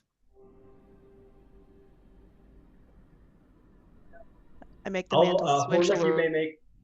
You may make a persuasion or intimidation check for me. I'll give you advantage because Trixie has been sort of taking the front line on that one.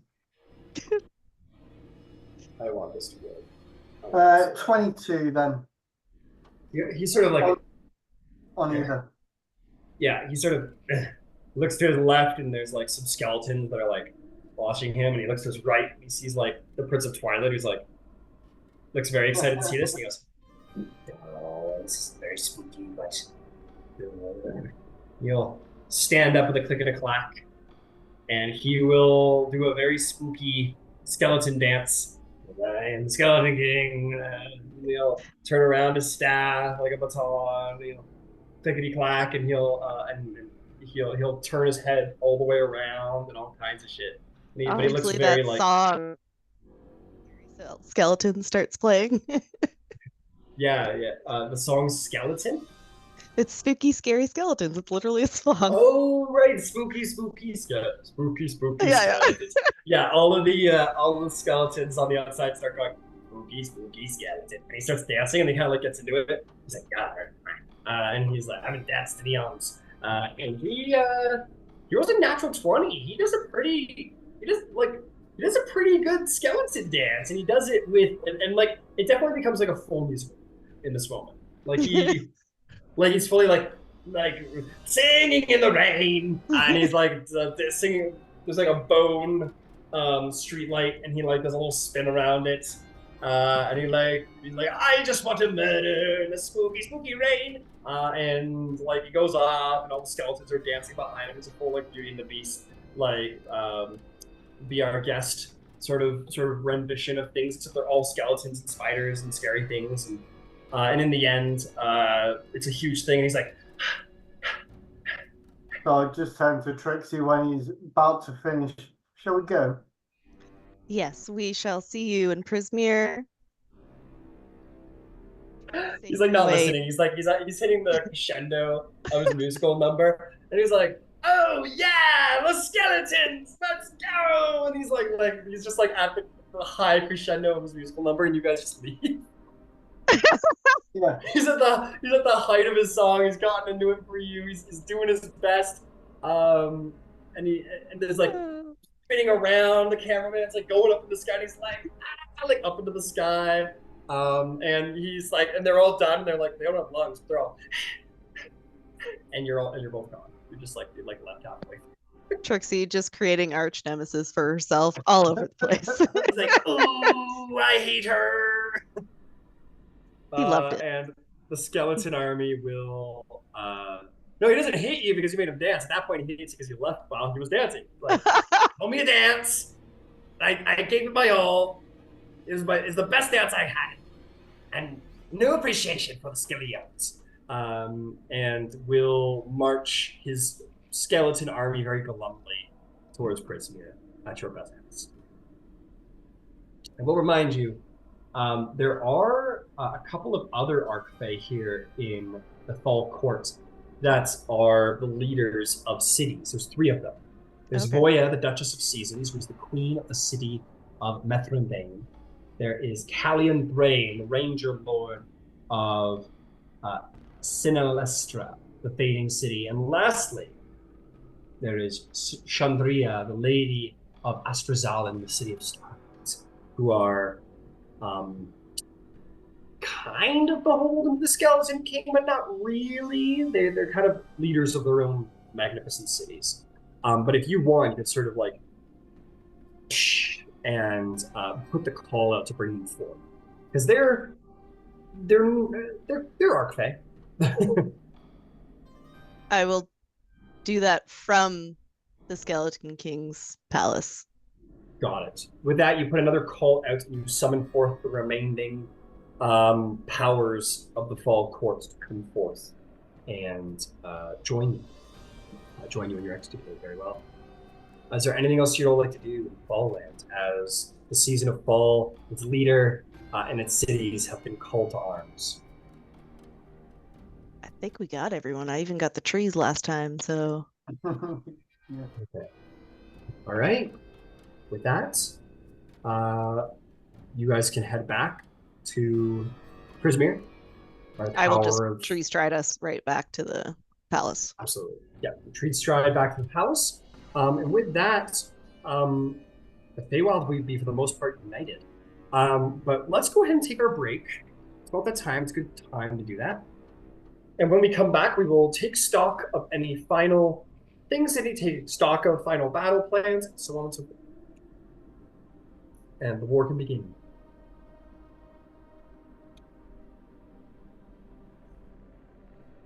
That didn't go the way I expected it to go, but right on. That's cool. Hello, dance, Harvey.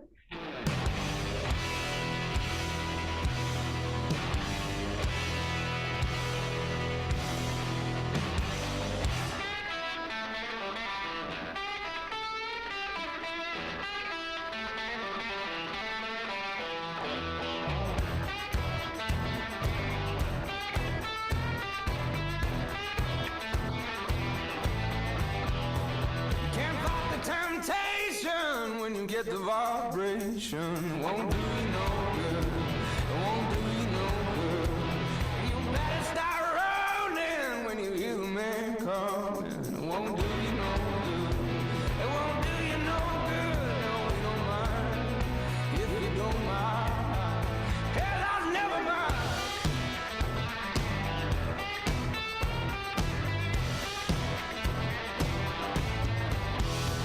Now let them all break you.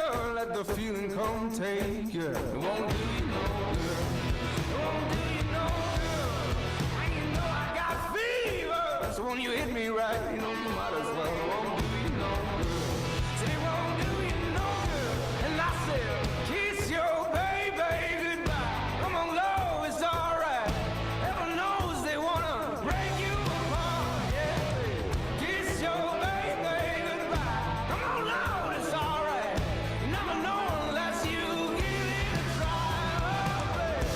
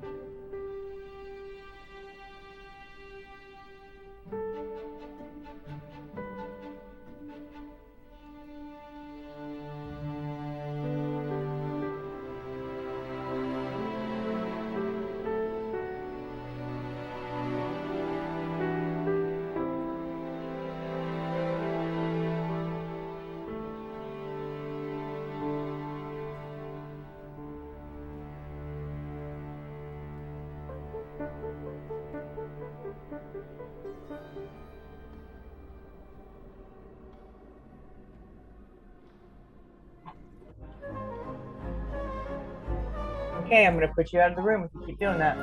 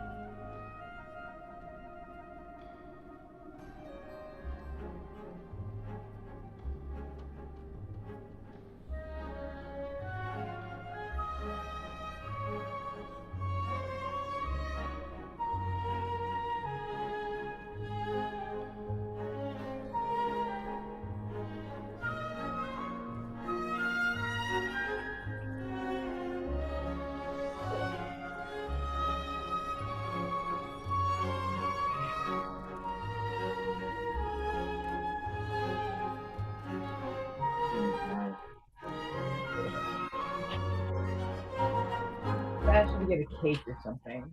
I should have asked you to get a cake or something. Like, Sam's has that really good crumb cake.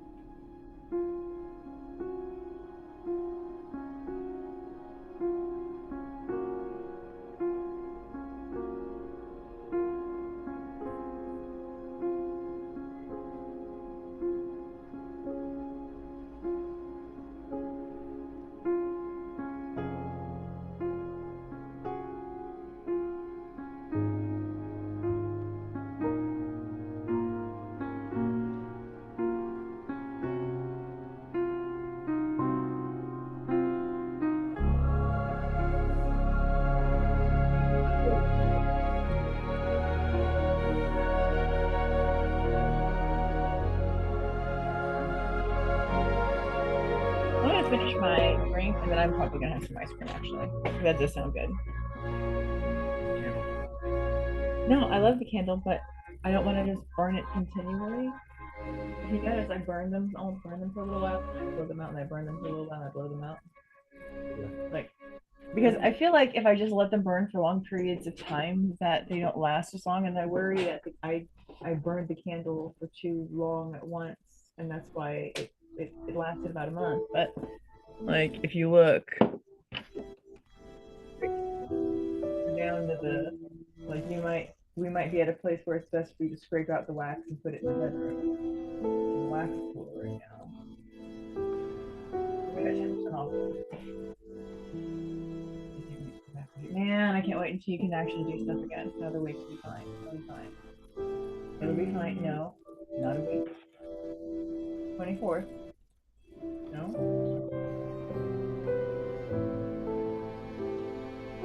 Okay, it's okay. Hey. Week 6 is actually 1st of July. So then why don't you think of this as just that's all it is. Just you checking in, right? I love you. I am looking forward to going back to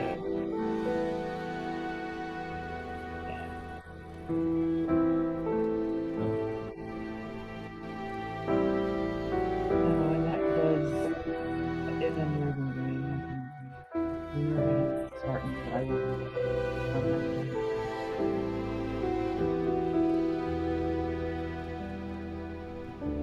No, it's probably one of the reasons I've been not feeling so great in the last. Yeah, that is what it is. It's just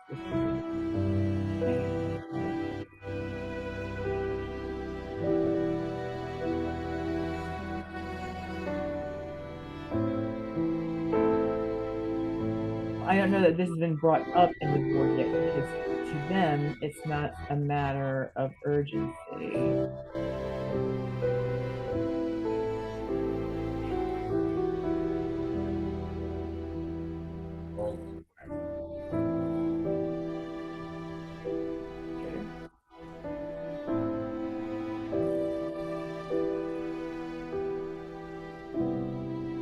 Well, they also don't have much of a choice. Like they're doing whatever they're gonna do. I'm actually expecting we're gonna have to start from 0.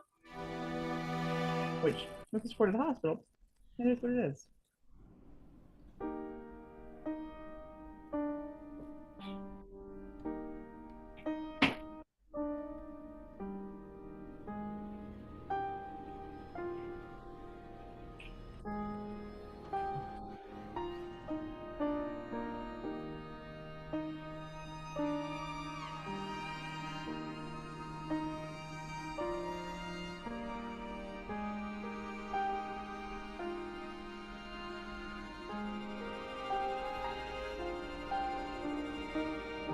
I've waited 100 years, but I'd wait 1,000,000 more for you.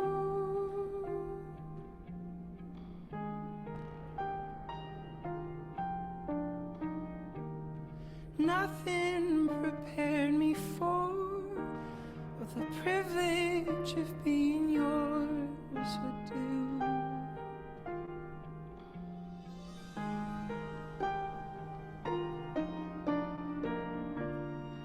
If I had only felt the warmth within your touch, if I had only seen how you smile when you blush, or how you curl your lip when you concentrate enough, well, I would have known what I was living for all along. What I've been living for.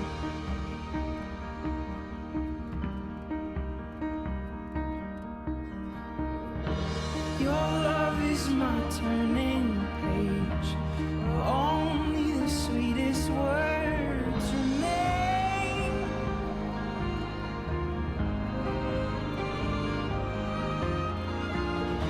Every kiss is a cursive line, every touch is a redefining phrase.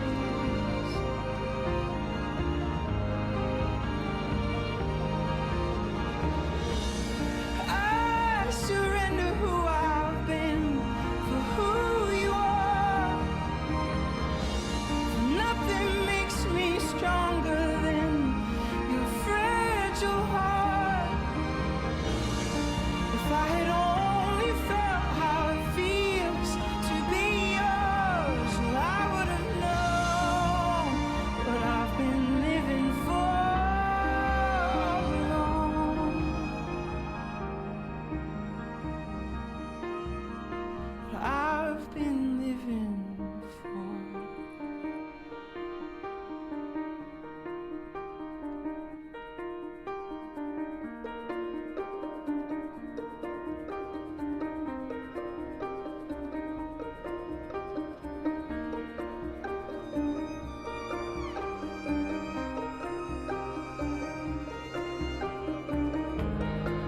We're tethered to the story we must tell. When I saw you, well, I knew we'd tell it well. With a whisper, we will tame the vicious things like a feather, bringing kingdoms to their knees.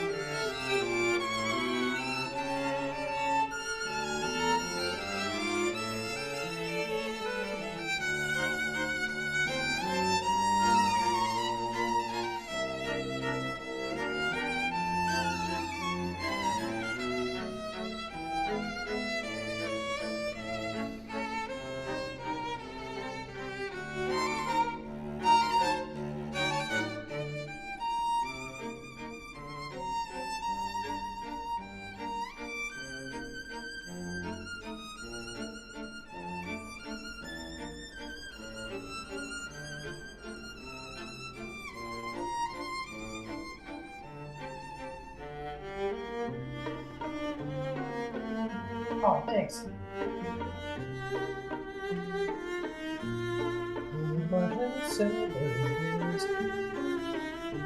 Oh shit. Sorry, I was all playing all the music. Apologies.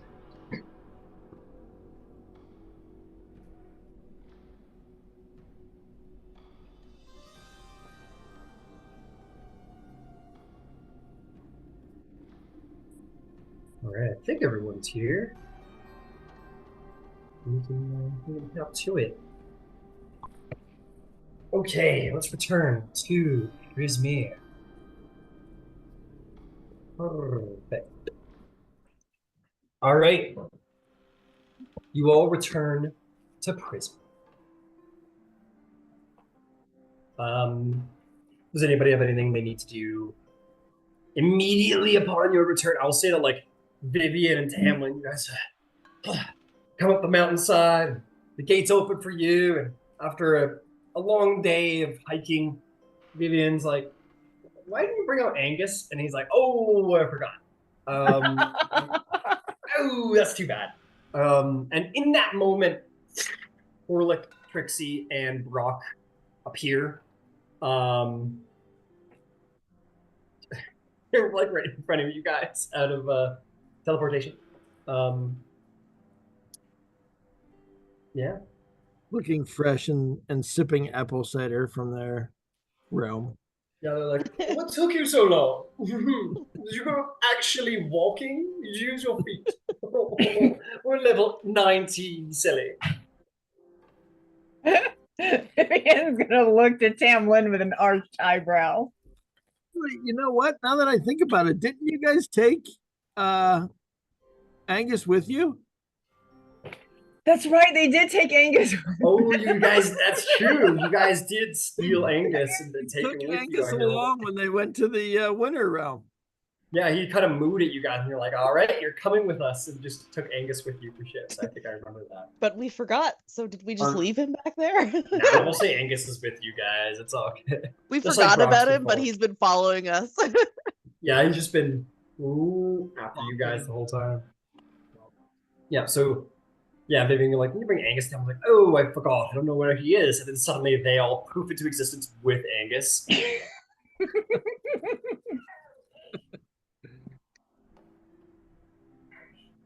Vivian just looked at Tam Lin.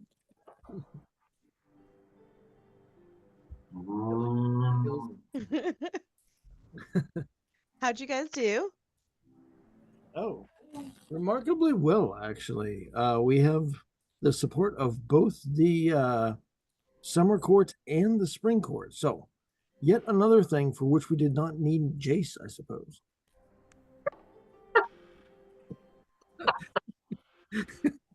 That's fantastic news.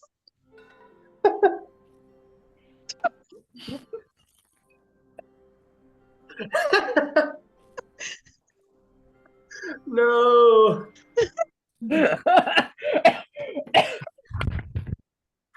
Poor Jace. No one even respects his harmony now. Literally has an artifact of like the primordial essence of the Feywild. And you guys are like, "Didn't need him for that shit," like usual.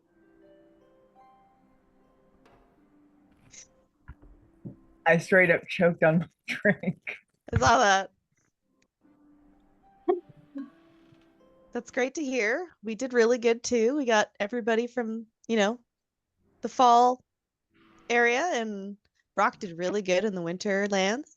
We even got the giants. Oh yeah. I got the giants. That's very cool.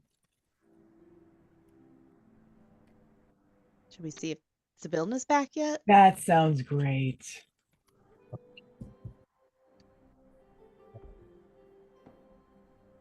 All right, you guys go and you find if Sibilna's around, and indeed she is. I just need to check something super quick.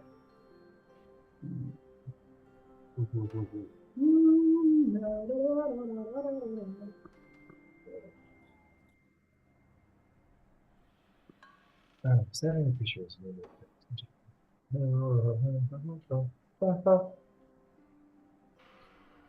Oh, okay. Yeah, you find Zabelna. She's like sipping some tea, and she says, "Welcome back. How did everything go?"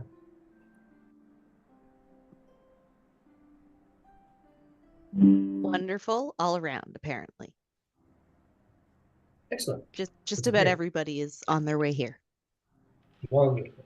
We'll let them all trickle in, and the battle plans to draw up, an assessment of the troops, and nonsense, which I'm sure that all of you could handle. You mean? But this is very good news. Very good news. I think we're just about ready to get this war underway. Which reminds me, Vivienne, if I could borrow you. Absolutely. Please follow me. And she's going to start taking you through the palace. She's going to start taking you through the palace in a direction you've never been before. She's going to take you all the way up the stairs. She's going to take you into her personal laboratory. She's going to take you up the stairs even more. And you're going to move up higher and higher than you've ever been in the Palace of Heart's Desire before. She's going to move up and say, everyone is doing quite well. Everyone is quite empowered and ready to take on the great dangers that befall us. But you, Vivienne, I want to extend to you a power within my personal vaults as well. Everyone needs to be at peak ability. And so I think I have something perfect for you. I know that you are quite skilled when it comes to magic and dreams and so on and so forth, but everyone has a time when they're confronted with the warrior face to face, and so you should as well be prepared.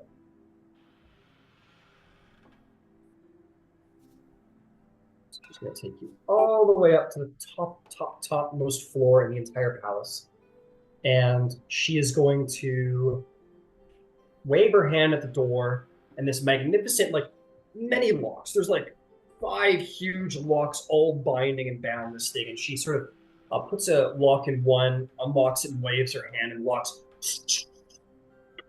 unlock themselves. And the door swings open. You're going to see 2 items. The first thing you're going to see is in the front a chest, and above that chest you're going to see a floating sword, and it is a most peculiar sword. It is a great sword that is wrapped in vines with a pommel of rose, and behind it is a rather strange golden cauldron. And she is going to say to you, I would like you to take the sword. This is a powerful weapon that has the ability to very, very keenly decapitate your foes, if you are lucky enough.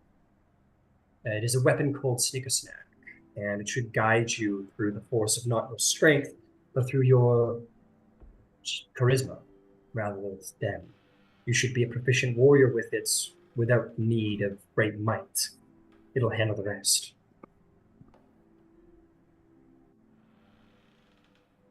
And she will bow, like take another curtsy and say, I am grateful. She will take the sword. I assume it is a long sword. I think It is a great sword. Oh, It's okay. It's okay. I know. It's okay. You take the sword, and you feel it attempting to attune to you. And it is a gorgeous blade. It is the blade is long emerald, much like you've seen many arc phase weapons are made out of. It has got a peculiar kind of mithril-like steel coated up and down the blade, and the hilt consists of wicked vines that are thorny and sharp. The actual handhold is wrapped with vines as well to make it comfortable, and it sort of the vines move to sort of fit comfortably between your finger, and it ends with a beautiful rose on the bottom. It is a long and dangerous weapon, and one that feels quite heavy in your hand, but as you begin to attune to it, you feel it almost begin to lighten in your hand little by little. You feel it's beginning to almost like, I don't know, like it's getting easier to wield as you begin to attune to it, even by mere seconds passing. Oh, that's cool. I guarantee you, Vivienne, it will fit your skill sets, and it should make you much more potent when it comes to melee combat. And it might even be a good guide to help you in the wars ahead. Excellent. This will be Well. my first war. I thought you might need a powerful warblade for one of them. I had a feeling you are a very skilled and talented mage for dreams and politics in the works, and war is very, very different. So, I want you to be the best. Any advice?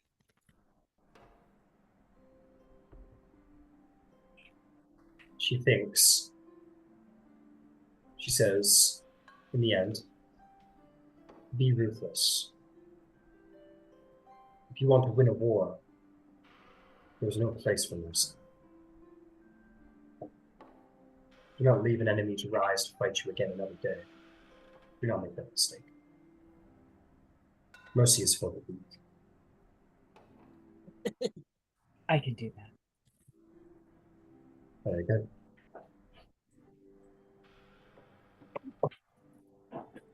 And she says, now I shall leave you two to get acquainted. And she will invite you to step out of her most secure vault, and Absolutely. a sheath will be given to you from inside the chest. It's the sheath to the great sword. But the cauldron remains within the locked store, and the great doors relock themselves. And you can descend out of the tower, and you may go wherever you please, but she does indeed advise you to become acquainted with your new war companion, Snickersnap. Which will be the first. I will go to my chambers, and that will be what I do immediately. Understood.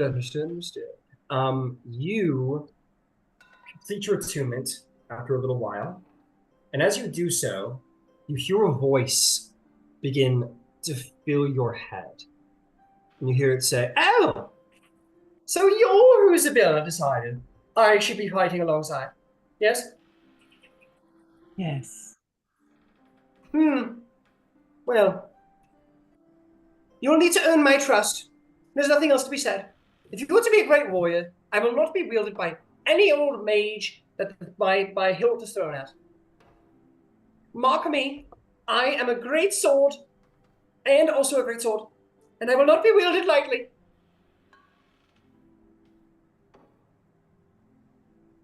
I will wield you lightly because I don't grunt at anything, but I will wield you intelligently. I'd rather you wield me decisively. I will not have someone flimsy-flamsying, missing targets left and right. If you're to strike with me, strike true. That is my only demand. As you say. We shall see. We shall see. And in the meantime, I will instruct you on proper swordplay. We shall see if you are a good student. My name is Vivienne. And I am the great sword, who is also a great sword, Snickersnack. A pleasure to meet you, Snickersnack. By the way, have you seen that? Her lessons. Yeah, you begin to start moving it, and the blade instructs you, goes, "No, you're moving me far too indelicately." And you get the sense that, like, it's so strange. The use of the weapon doesn't come from the strength of your arm. It comes from almost like making sure that Snickersnack likes you. So the more you, like, ingratiate yourself to Snickersnack, you're like, "Oh, you are a great sword. You're magnificent." The easier Snickersnack is to wield, and you figure it's very much like how you gain your magic through your patron, how appeasing them grants you spells and making them happy gives you more magic over time. It's very similar that, like, the blade really moves itself, where, like, in your mind you think, like, okay, I want to cut that guy in half. And if you request it from Snickersnack, like, "Oh, Snickersnack, I would love nothing more than to use your beautiful blade to carve this person in tow," the blade will then react quite well. But it really is a matter of getting along with the blade more than actually being able to wield it. And thus, as you have attuned to it, you are now considered proficient with great swords, and you use your charisma modifier instead of your strength modifier for attack and damage rolls. It is a +3 weapon that's considered a woeful sword. Fuck! That's awesome. Yeah, so you can add that to your inventory, Snicker Snack, and Team Tool. I'm the wrong kind of warlock at this point. This is such an upgrade. I told you Vivienne could offer, or I told you that Zvilna could offer. But then, what was I supposed to say? No to Titania? No, that's fair. That's being all sexy and wise and shit. Come on. Hey man, perfectly fair, perfectly fair. But don't worry, you shall. I would have made that trade. I would have done. You don't. Nah, you don't need hex because this is giving you all of the best parts of Hexblade already. It's giving you the charisma modifier, which is why everyone wants Hexblade. So. Yeah, this is a sexy weapon. All right, and you can look at the picture. I think it's a really beautiful weapon. It's like a really nice looking sword. It's very pretty. Fun fact: Brock wielded this to battle the Jabberwock way back when, level like 7 or 8 or something like that.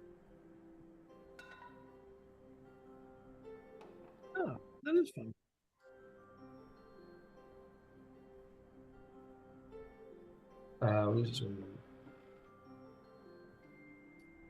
Cool. Okay. Vivienne has been, in fact, the whole party has been properly armed for the task. And basically, Zvilna is going to start like figuring out all the assets you have. She's going to start figuring all of that out, where to go. And she will say that she will like give you the word in the morning. And where the actually no, she'll tell me now. She's going to show you.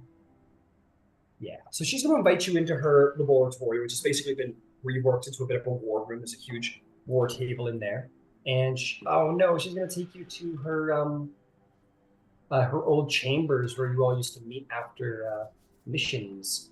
So way back here in her council chamber, she's going to talk to you all there. She says, "You have all done magnificently well. I'm very excited to go on this next section of the journey. And it is very important that we know what we're up against. So I have been talking with various, and I will say she has been in the background. We're going to skip over the, the excess of like the tiny little bits of planning and such. And in the end, she will have determined the best place for war to start. She says, so, first things first, we need to push the Iron Fae back and out of our Fae lands. We need to stop their halt and then move further forth. And this is what we will do. So I'm going to go double check and make sure. That's right.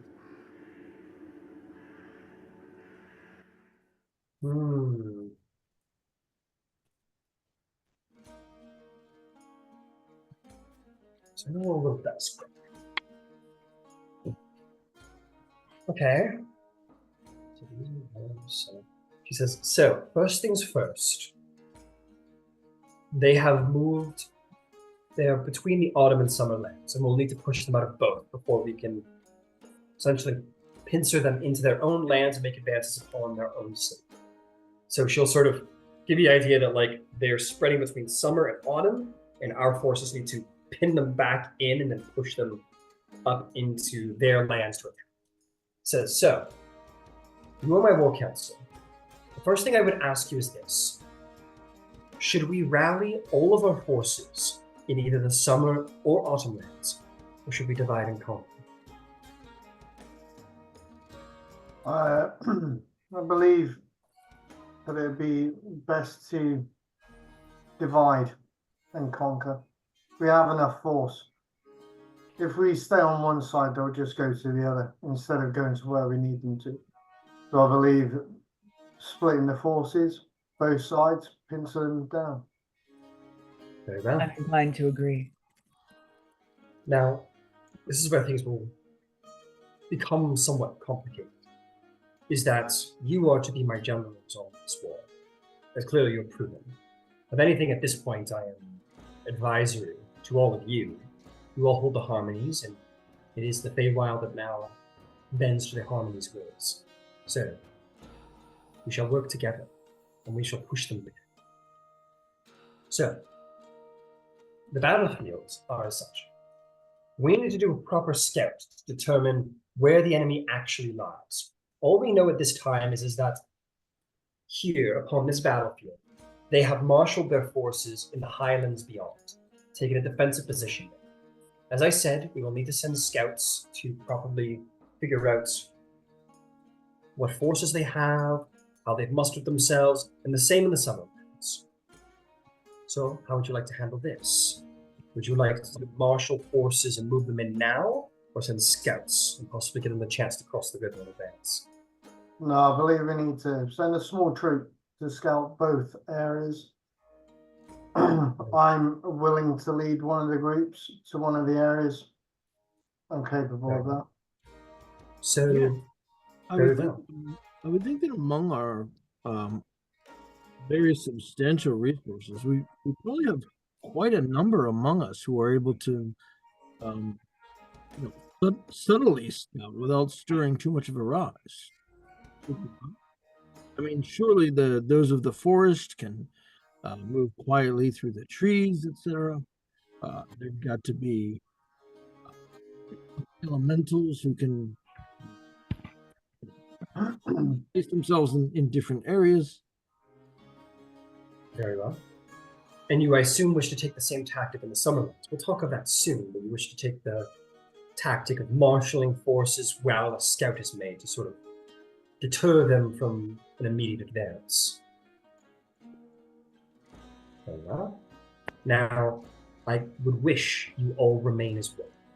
The Knights of the Scorched Earth are best when they operate together. I would not have you all divided, unless, of course, you're simply marshalling forces behind lines. But when war comes, I would hope you all remain together. It is where you are strongest, it is where you are most successful. So, first things first, would you like to speak about the Autumn Lands or the Summerlands? Which one shall we speak of first? Tam Lin, you're the man of summer. Would you like to deal with your side first? Actually, I thought it might be more appropriate if Trixie's been a part of this for the longest. Trixie, do you have any input into this?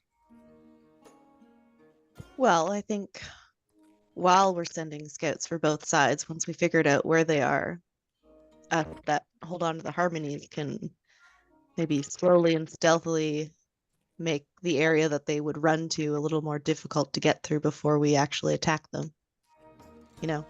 Grow up some more trees in the Autumn Lands, make it a bit more hilly, perhaps. Indeed. It might be good that while the scout is happening, you test the ability of the harmonies. I know that the power of the Iron Face suppresses Fey magic. I do not know how it will affect the harmonies, but I couldn't agree more.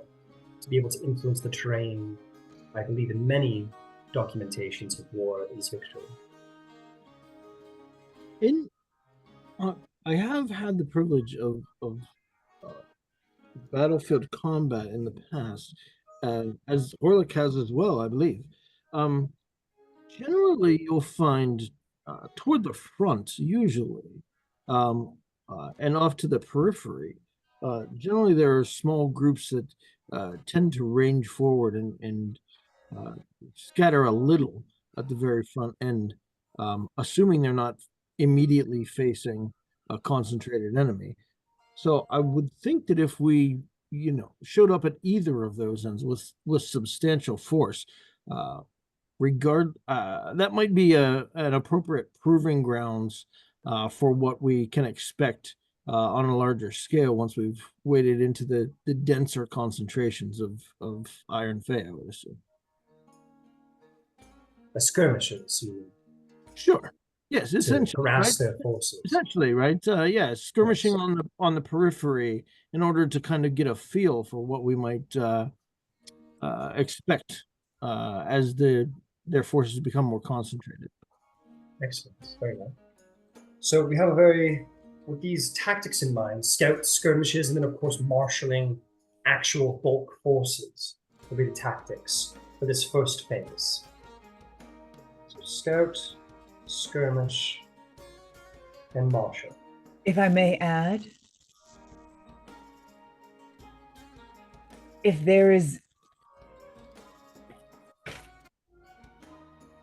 I am able to reach any one particular individual's dreams, a general, someone important, I can keep them busy. It will affect their effectiveness to be at loss for a general.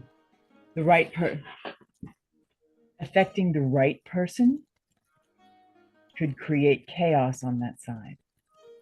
Yes, agreed. Now, let us deal with the most important factors.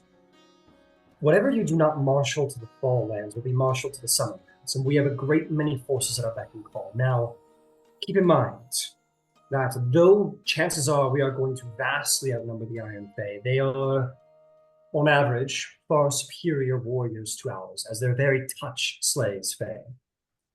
That gives them a remarkable martial advantage to us. And they also have advanced technologies, which is another remarkable advantage. So we'll need to be careful. We'll need to use every tactic and every skill at our behest. I'm not suggesting we go so far as to commit warfare. No. Simply keep this in mind. So, whatever we do not marshal to the Fall Lands, we will be marshaling to the Summer Lands. And these battles will take some time. So, make no mistake, there will not be one great battle, and that will be that. It will be multiple battles over a long course of time. This is a war, not a single attack. If I may. If I understand, they went to attack Celanese once before? Some sort of large arcane explosion? They were attempting to destroy it with a missile, I believe they called it. They were going to launch a missile from the lands of the Iron Fae to destroy the Summer Fae. The Knights took care of that. So, this goes to their mindset, yes? They've shown, yes. They've shown us how they think. They've shown us how they will attack. We know that won't work. But what if we set up, and she'll set up almost like rings on the map, varying stages of defense. If they have all of this technology, what if we make it, instead of fighting them head on, what if we, as they come to us because they will, we make it expensive? We don't fight to win, we fight to maim, we fight to hurt, we fight to slow. We slow them down, we attack their flanks, we run. There is a good use of a flanking attack. So, I mean, if we can draw them thoroughly forward, we have forces either side or one side, and let most of the force get past and then attack from the side and the back and the front. But make them work for it, make it expensive. There's got to be a way to put in arcane traps, things that cut little by little, things that they ignore until it's too late. It is all good tactics, but we are lacking in information. I recommend the first thing that we focus on is actually getting our troops in the field, assigning who will be on what battlefield, and then deciding the particulars, especially after a scout, after we know what we're up against. This is all good, but first things first, we need to know our enemy, and we need to have troops in the area to be utilized. They have taken. So let us focus on this. They've taken Oberon hostage. Thank you. I see that. He's fine enough to be an asshole. He may be good for information. Fair enough. And Vivienne just kind of shrugs. So, you have many assets to possibly call upon. Yes. Now, as I said, whatever you do not call upon for the autumn battlefield will be sent to the summer battlefield. I'm not as familiar with the other realms and the other courts, the other groups, but the Summer Realm does offer a number of substantial groups of warriors, the Treants, the Centaurs, for instance. If we were to commit our more dedicated, more formidable, sturdier groups to the Summerlands, we ourselves could be present together to balance that out in the Autumnlands to begin with. It should buy us enough time. Hopefully, those stout warriors and whatever groups may be available from some of the other realms should be enough to kind of hold those lines while we make an impact in the autumn lands. Okay, Indeed. so sorry, above the table. Do we have a list of the type of armies that we have at our disposal? Vivian Yes, is and I going to want- pick up. Oh, sorry. Yes, so I want to give those to you. So yes, I see that there are many ideas about how to conduct this war, and that's wonderful. The most important thing to conduct any war is you need troops. And we need troops in the right place. So yes, let's settle that first. Let's speak of what assets we have and where they're going. And then we can talk about how to use them once they are there. So I will go down the list as you wish. So you ask me what court you'd like to start with. Of all the seasons and of the Wild Hunt, well, we'll start with the Independents and make things a little easier on ourselves by day. So, Prismeer doesn't have a great deal of actual martial forces. We're not a great war-torn land. So that will be us. And that don't intend to bring the Soggy court into it. They are not much good at fighting other than killing their own monarch. So we will have the Wild Hunt. That is first a very important asset. They are cavaliers. They are barbarians. They are hunters and rangers, and they are very deadly. So based on what I was suggesting, I would suggest committing the wild hunts to the Summerlands. Well, let's just see what else we've got first, and then we can divvy everything up. I think. Excellent. So just as a reminder, Wild Hunt, they have at their beck and call many hunters, horses, so they may be cavalier units, and they also have hounds. They are excellent, obviously excellent hunters, foragers and such. All right, would you like to talk about the Gloaming Court, the Winter, Fall, Spring, or Summer Court next? Gloaming. Gloaming. Gloaming it is. Gloaming it is. Gloaming it is. Above the table, I'd like to make a roll. Who is the current queen of the Gloaming Court? Because I thought it was Mab, but you told me it wasn't, and now I'm wondering who the hell it is. Make me a very, very difficult history check, as her identity is not meant to be known. We're talking about the Queen of Air and Darkness, correct? Okay, Yes. cool. What kind of, that was a 17 on the dice. What kind of check am I making? History. Yeah, it's probably not going to do it. It's an 18. 18. You do not know, Okay. I'm afraid. Okay, let's see here. I'm a little disorganized.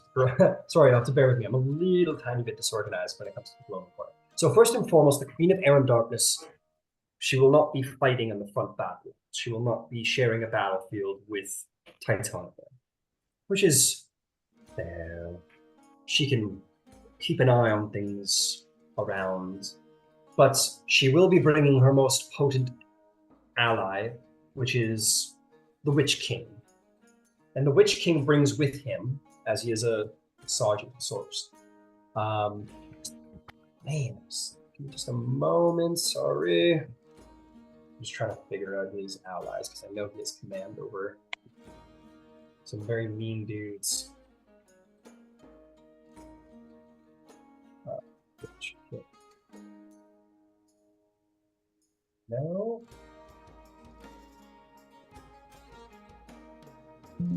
apologies. Just watch phones. Ooh, we're running out of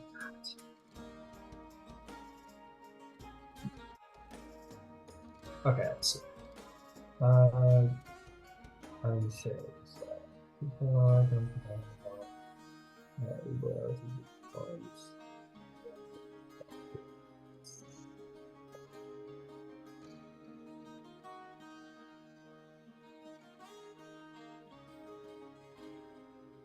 Okay, one more moment. I got it. Okay. So, monsters and says he has with him the might of many evil elves that fight at his side. He has an army of evil elves that fight at his side, including no shortage of undead monsters. So he has essentially an army at his back of undead monsters and dark evil fae.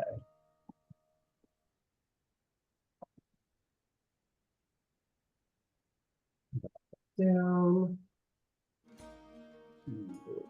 Oh, sorry.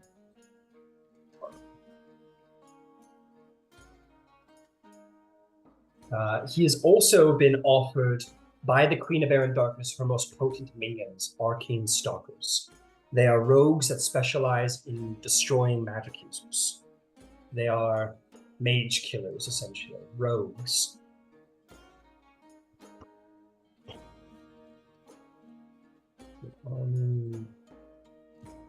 Arcane Stalkers. So he is bringing a great army at his back. There is Riverwind and Orchid, who hold with them their own bands. Riverwind and Orchid are Orc-Fae, for those of you who do not know. Two rather mischievous Orc-Fae at that.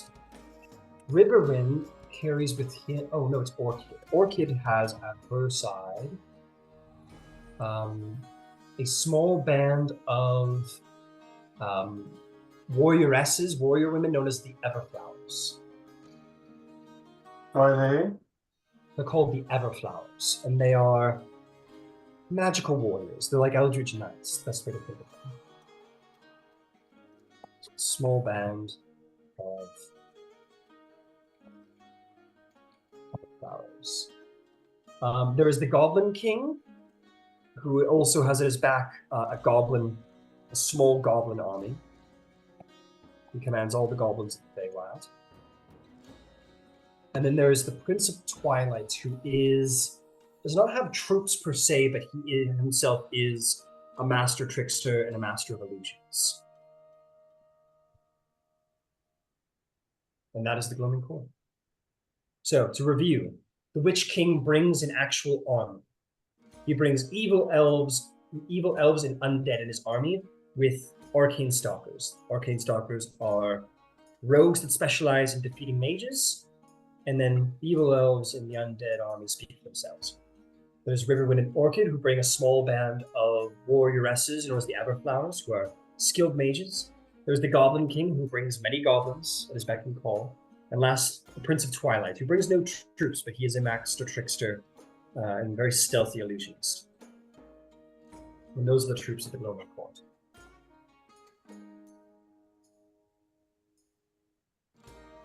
All right, the other ones shouldn't be so disorganized. I apologize for that one. All right, Summer? Summer Courts, much easier. Queen Titania brings the might of the Summer Eladrins and the Summer Fairies up her back, a war army unto itself. There is Eachthing Hearn, who is the Lord of Unicorns and Pegasi, and will bring those to the battlefield as well. Pegasi and unicorns both have the ability to... Pegasi can fly, unicorns cannot. But unicorns are exceptional healers and very fast. There is Skerrit, who is known as the Oak Lord, and he brings a great army of centaurs. He is, in fact, the warlord of the Summer Court.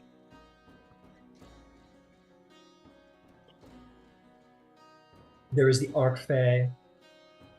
Holy fuck, this is a mouthful. And then Tien Sien. I might just copy and paste this for you guys. says, and he is the patron god of treants. So he brings an army of treants at his back. So here is the summer court.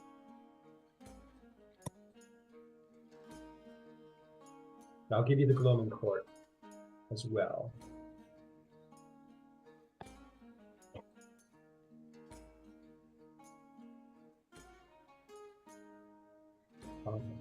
Queen in Darkness is not. Those. All right. Who's next? Which court do you care for next?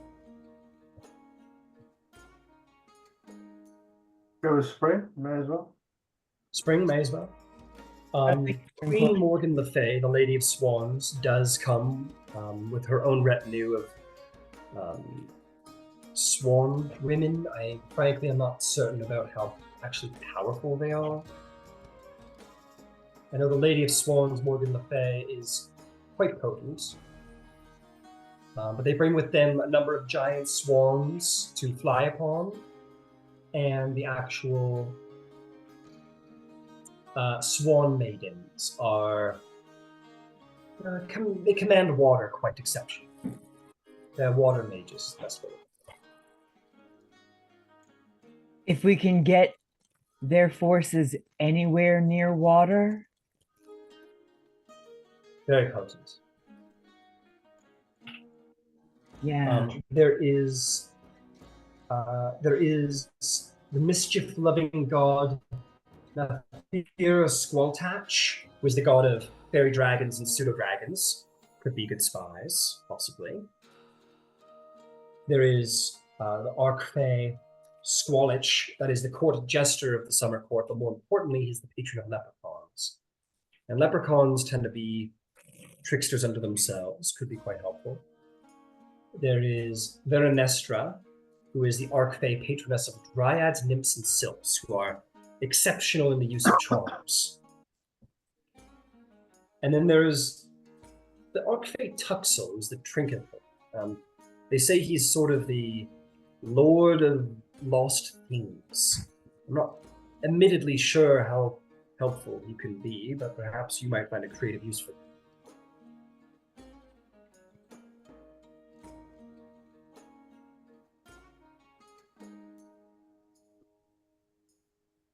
And moving right along, let's do the fall court next. Why not? There is the Skeleton King, who brings an army of spider-riding skeleton warriors.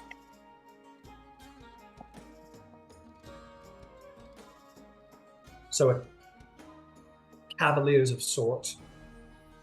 There is Voya, the Duchess of Seasons, who comes from Mithrandain. And then there is also Shadria, the Lady of Astrozolan. Both of those two come with the full Eladrin. So they both bring full Eladrin armies.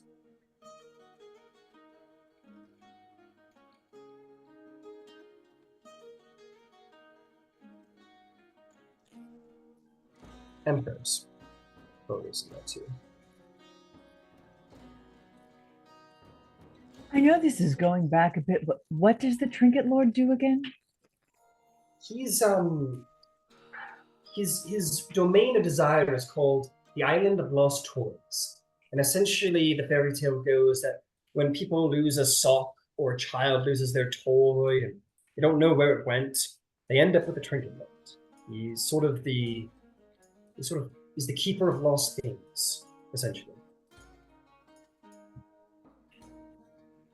Are all of their forces Fey?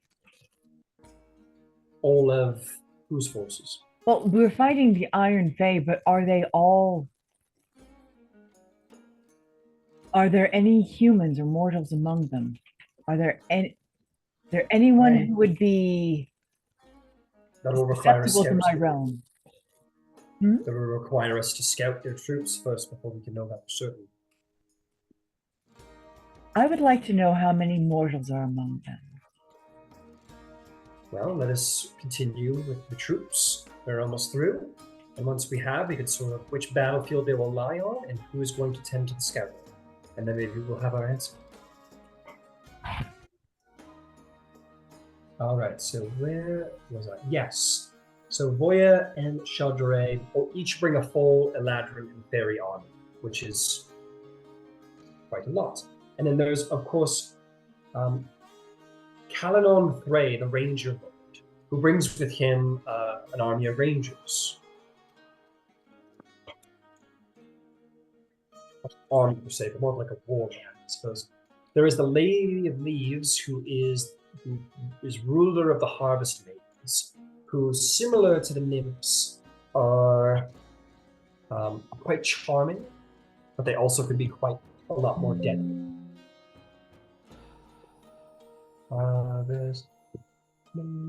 There we are. Yes, they are actually quite potent spellcasters. Think of them as skilled mages, beautiful but deadly mages. And last but not least, actually that would come from the Winter Court, so I take. And that is the Fall Court. And last but not least is the Winter Court. The Snow Queen, the Frost Lord, and the Ice Princesses come with an army of Winter Eladrin and Winter Pharaohs. Just a quick check. Do they bring anything else?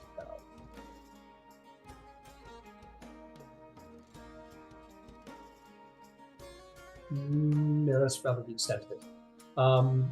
So they bring Winter Eladrins and Winter Fairies, a great summary. And last but not least of the Archfey of the Winter Court, there is the Mountain Lord, who brings with him an army of giants. And more than that, he also brings the Ogre King, who brings with him an army of ogres.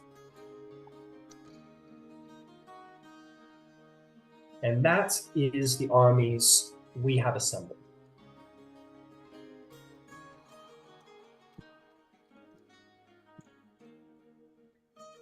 Now, that is quite a bit, but I assure you each one will represent a piece on the board. So, who will be... Well, first off, feel free to ask me questions. And we can begin to figure out where they will be rallying. If they'll be rallying on the autumn battlefield, or if they'll be rallying on the summer battlefield. Okay, so I think just to start, summer and autumn stay in their realms because they'll be used to their terrain and everything else like that. Yeah, Fair enough. they'll be able to use their surroundings as they see fit. And this is just shooting out ideas. The Winter Court, if we look at the Mountain Lord and the Ogre King, we should split them armies, ogres and giants, to one side or the other, so they're not together. You've then got the Winter Eladrin, which are, I'm taking it, Ranger types. Who's that, sorry? The Winter Eladrin. The Winter Eladrin are... They're known to be good archers. They're skilled warriors at the end of the day. That is what they are. They're good at archery and they're good with the sword. Okay.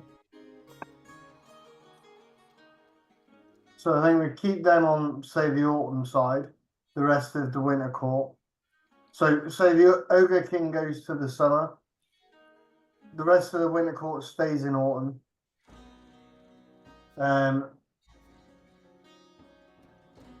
The spring go to the summer, and then with the Glooming Court and the other ones, we can split them up evenly because you've got rangers and everything else in there and stuff like that that we can split between the two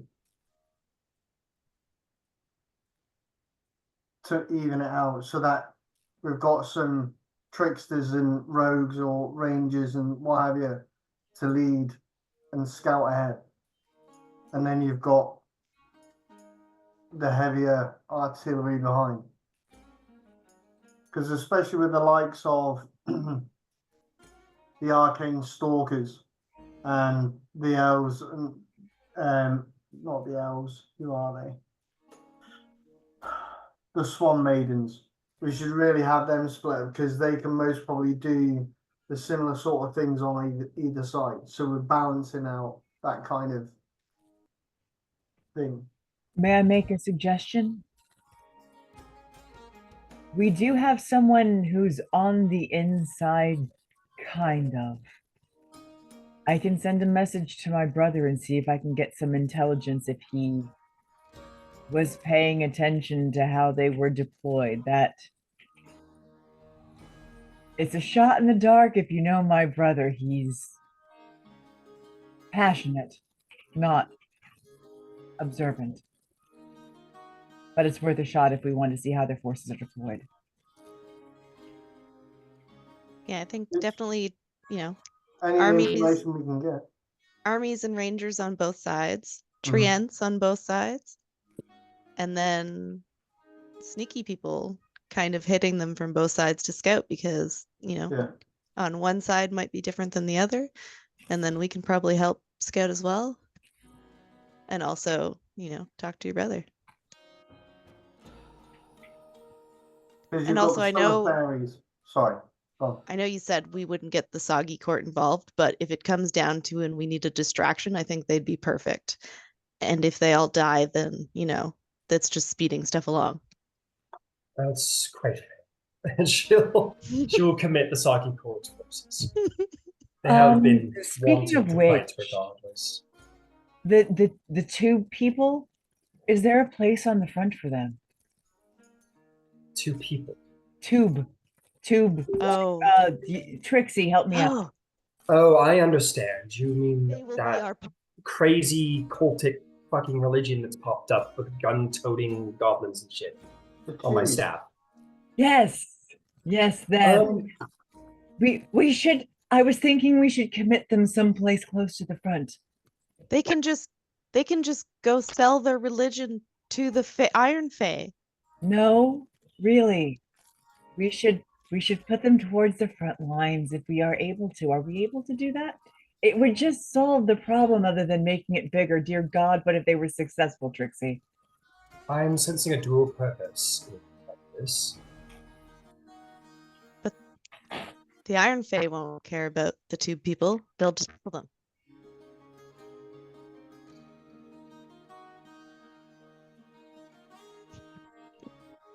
Well, Distraction. you can always go try and talk to whoever runs it. I've had more You can important just- concerns than my lands have been running rampant. So I've been getting zero sleep with all this nonsense. I was just thinking gun-toting goblins must serve a purpose. I suppose so. Well, you're all more than welcome to try and bring them on board.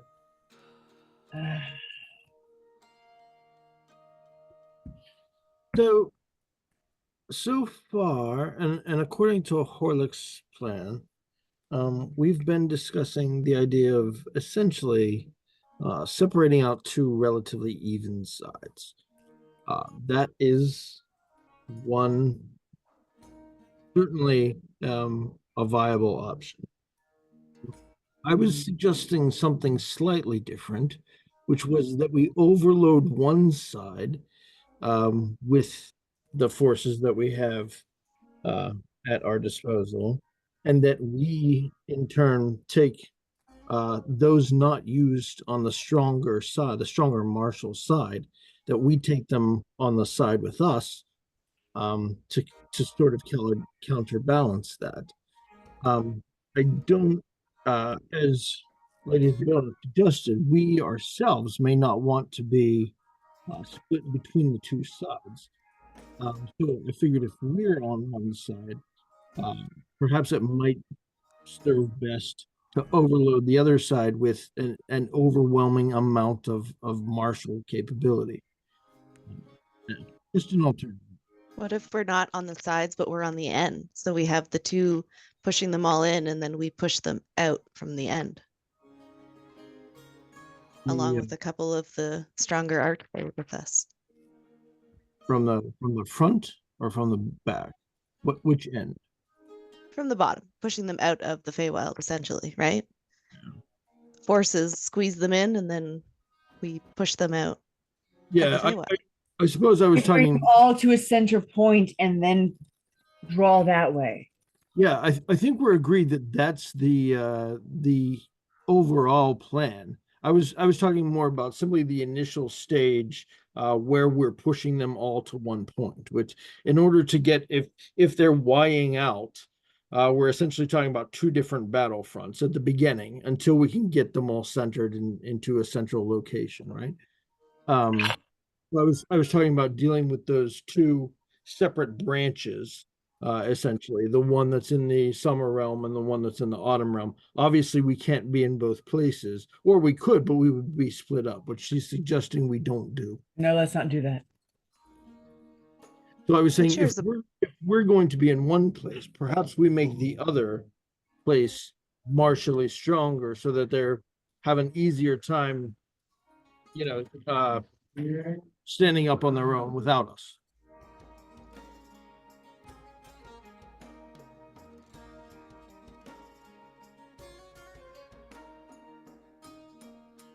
Okay. I understand the idea and the plan. If we were to do that,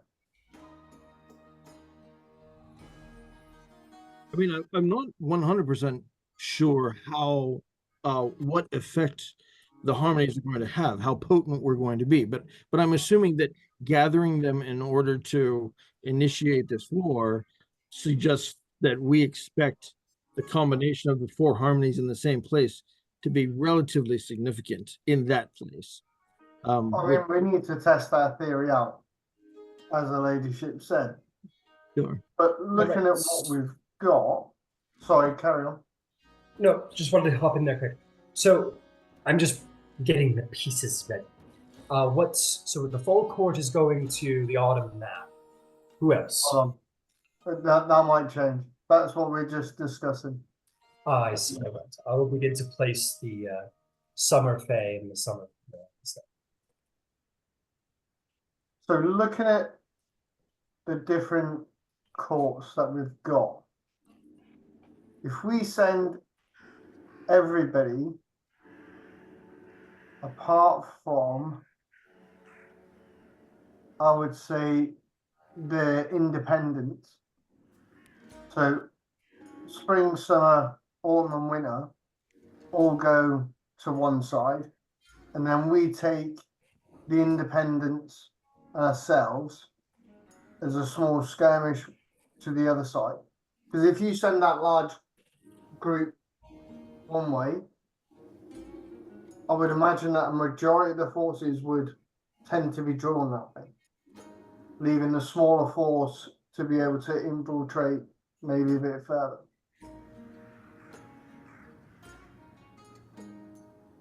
That's a good point. I also, by the way, I do suggest that we choose, because we intended on scouting first, that we do split up what we think might be the most effective group of scouts. I was thinking perhaps the arcane stalkers and rangers, split them between the two different sides. Yeah. Each force should have a contingent of scouts. So if you look on the independent side, we've got the warriors and the fairies. Then you've got the unicorns and the pegasi, and the centaurs, and then the treants. Now I think there's a force there with the fairies and the warriors who will be okay. You've got the woodland animals, we've got some air cover. The centaurs are practically wood folk anyway, aren't they? So would be okay with that, I think, and ourselves. If you wanted to take some arcane stalkers we could take them because then you've also got the Swan Maidens and who was it? No, I can't find it now. The Harvest Maidens with the other group. So we could take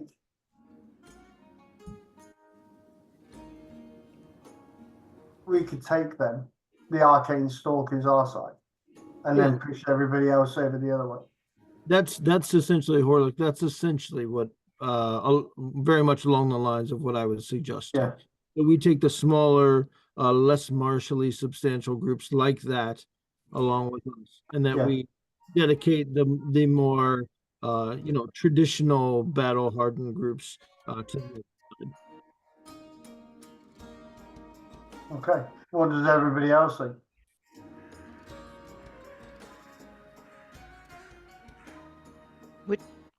Which way are we pushing?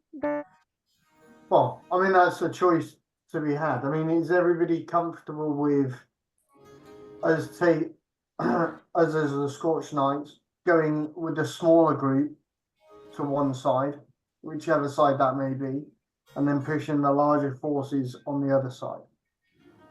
Yeah, I mean, I guess we should clarify what our understanding is of this. The way that I understood it, there's at some point furthest from us, there's a central location from which they're springing, and then they're dividing essentially out into two branches, one in the fall and one in the summer lands.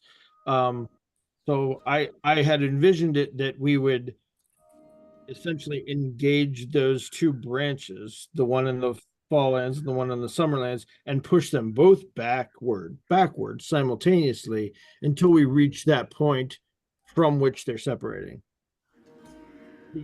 Right, okay. Okay.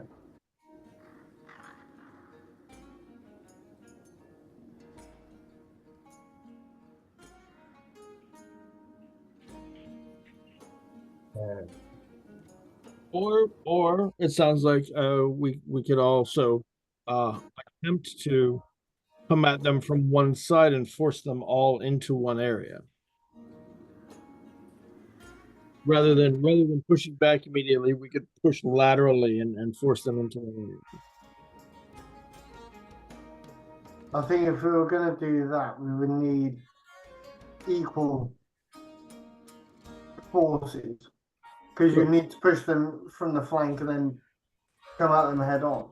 So you would need equal forces there.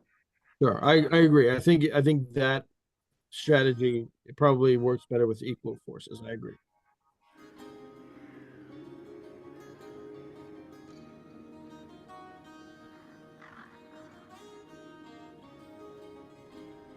The only other thing to do is if you want to hit them both at the same time with the same amount, we take so spring, summer, fall, and winter go one side, and then we take the Glooming Court and the Independents, because, like you say, we need to test out the harmonies together, which I think would most probably be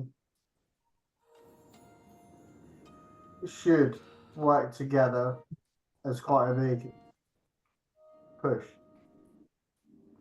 So what if we, for now, tried to make them as even as then do our scouting? Because there might be stuff that we don't know, and then that might change, but at least if something happens and they go one way, they at least it's even on both sides. And then after we scout, we might want to make changes. That makes sense. All right, so I think we get back into what Horlick originally started talking about, which was dividing up groups that seem to have similar capabilities and strengths. So ogres and giants, for instance, would be rangers and stalkers. Yeah. So the autumn map, we have apparently dedicated the fall court. Have we come to a decision about who else is being dedicated where? So do we just want to make this a bit simple to start with? Yeah. Fall okay. court and fall court, summer court and Yeah. summer court, and then Yeah. what's left, kind of divvy them up where it makes sense. Just, and then we can, like, if something else happens, we can, because I just don't want to talk this to death too much before we've scouted. If that makes Yes, sense. yes. Do keep in mind that we are forcing ourselves here to have to engage troops to stop their halt before we are aware of their actual numbers. I expect this is the only time we'll ever have to do this. If we're able to push them back from these battlefields into what will essentially be no man's land, then you'll be able to be more decisively about which troops you're committing where. You'll be able to unify these two groups. With whatever remains, of course. There could be substantial losses. Yes, I didn't get the impression that once we committed these forces, that we would be able to reshuffle them before we engaged. Yes, indeed. But it will take time for a set of troops to move from one battlefield to another, as they'll have to cross the Feywild, essentially. At least the larger of the groups, yeah. Like, yeah. So let's say, anything. for example, you commit the Skeleton King and his spider-riding skeleton warriors. You commit that army to the autumn map, but decide that they would function better in the summer court or the summer map. They will take time for them to move there, and they may end up missing the battle in the end if the Iron Fae decide to engage. So you'll need to. Unfortunately, there is a level of having to choose blindly here without knowing what troops will be on the other side of the field. So yeah, like we said, fall in fall, summer in summer. I think spring in summer as well, because then that splits up. You've got the Swan Maidens in one, and then you got the Fallen Leaves Harvest Maiden in the other, which splits them up, and you've got some Arcanists there. So, as we're commencing, I want to put forth some elements of. Horlick, I know that you have been to war, but just as a refresher to everyone else, I have been to war quite a couple of times. I've waged my own war, so I want you to all to understand the most important things that are going to make you win this battle. The first of which is very easy. How many troops you have, the decay of your army. The next is the quality of the commanders. So, let's say you, again, using the example of the Skeleton King, you decide to separate the Skeleton King from his warriors. They will not have very good command quality while in the battlefield. So it is good to ensure that your armies are paired with sturdy commanders. And those commanders are Archfey, most of the time. The next is experience. Take a look at your armies and decide how much experience they have. For example, the Soggy Court does not have near as much experience as, say, the Arcane Stalkers of the Witch King. They are talented, well-trained veterans who are capable of slaughtering mages, whereas the Soggy Court are very skilled at regicide, and that's about it. So, the next is morale. That is, well, morale. Your commanders can help with that, but you can help with that as well. Victory in battle will affect morale. And then, perhaps the most underappreciated of everything is supply lines. I heard one person say once that wars are not won by troops or weapons. They are won by logistics. So keep in mind, while in committing these troops, you'll also need to ensure who will be providing supply lines. As much as we can hit the Iron Fae from the back, so can they. If they're clever enough to do so, they can get around our scouts. So keep in mind, we might want to commit some troops to protect these supply lines. Because if we have good supply lines, we have well-supplied armies, they do not go hungry. And then there is a number of other sort of additional elements to be considered, such as that the fact that the Iron Fae, when the Iron Fae touch Fae, they tend to die. So they will have a bonus there. We, I expect, have the benefits of Horlick's God on our side, which should provide some divine blessing. Disease could affect things. I don't know if the Iron Fae are capable of launching some disease attack, but it's entirely possible. Fortifications, how outnumbered individuals are. We outnumber them. Superior equipment, surprise, all of these things would influence. But I implore you most to focus on supply lines, morale, experience, commander quality, and of course, the size of the army. These should be your most important elements. Just keep this in mind as you form and draw your battle plans as to who is going where. I will put a note of that those will be important, because I'm just to say, like, off table, I am using a mass combat system that favors theatricality and experience, or not, theatricality and excitement, rather than like bogging down in millions of dice rolls and logistics.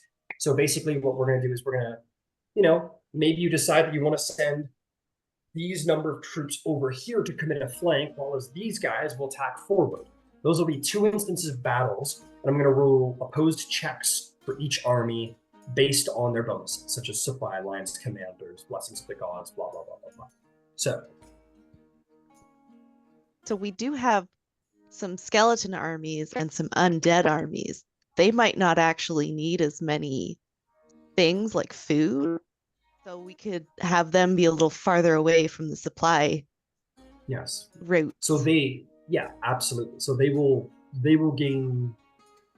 largely gain bonuses equal to having perfect supply lines, because they don't need supplies. All they need is a stick, a pointy stick. That's it.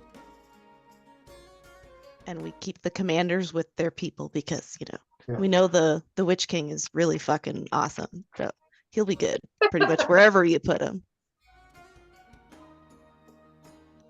So, I mean, just looking at this is above table, then obviously summer and spring, fall and winter together, apart from with the Ogre King going to the summer side. And then with the Glooming Court, you can most probably use the Glooming Court as a bit of a vanguard or scout group. Sorry. Zip wrong. line. Ah, I know. that's so loud. All right, sorry, Harlick. So I'm with you. So who are we keeping in autumn over here, and then we'll go over to summer? Or would you rather do it the other way?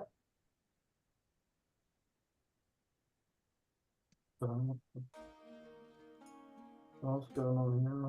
And I'll show you the battlefield too, because terrain matters. Like, for example, you said that your some of your spring troops are pretty good at water. The battlefield is rather boggy in the autumn battlefield.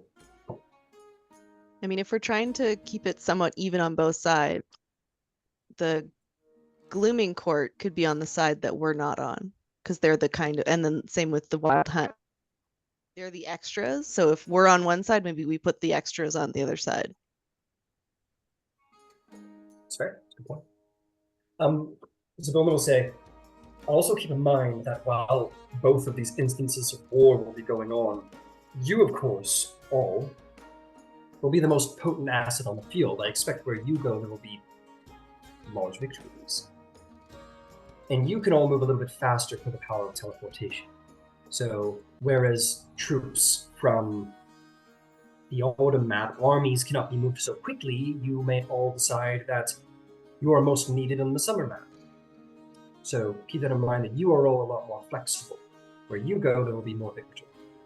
There's some other people that we could bring along with us, like the Prince of Twilight, because he's good at illusions. So a couple of individuals that don't have armies, they could be with us, traveling around. Yeah. And you may also, of course, keep in mind you can assign independent archfey to armies. For example, the Witch King has a skeletal evil elf army to maintain, and the arcane stalkers of the Queen of Air and Darkness. Perhaps the Prince of Twilight might mix well, or not, with them. I feel like they might get annoyed with him. They might be annoyed with a trickstery sort of fellow. It is entirely true. Oh, I should put out there, I almost forgot, the Skeleton King commands the Headless Horsemen as well.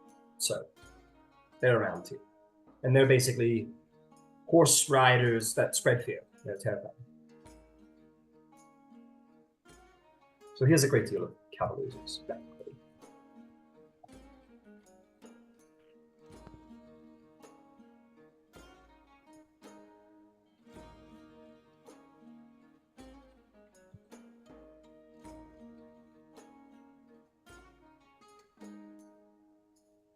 But do we want to be in summer or do we want to be in fall?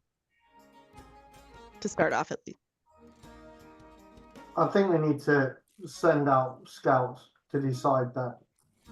If we say, I mean, I think we need to scout both sides. If we can teleport and stuff like that, we can scout both sides first and then decide where that vanguard should start. I would say keep in mind that what you will be scouting is an army, and you are all quite capable, but your eyes are only so many. It may be helpful to bring with you perhaps one of these forces with you to cover more ground faster. And this is entirely valid tactics, by the way. If you want to leave troops in Prismere and send out a contingency, say, just the Fall Court, for example, and they can hold the line and buy time for the rest of the troops to come in when you're more informed with scout reports, this is valid. You could do this as well. It would take time for those troops to move, and the Fall Court might sustain heavier losses than if an entire fraction of the army was assembled.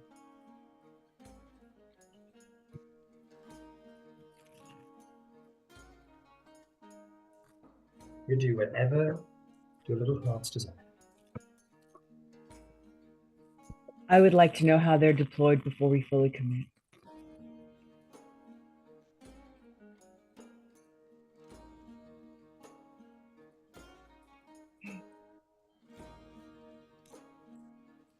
Yeah.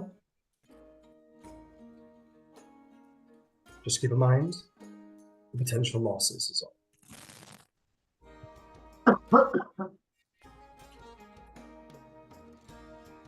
Okay, so is there any other troops who wish to commit to the autumn map other than the Fall Court's troops?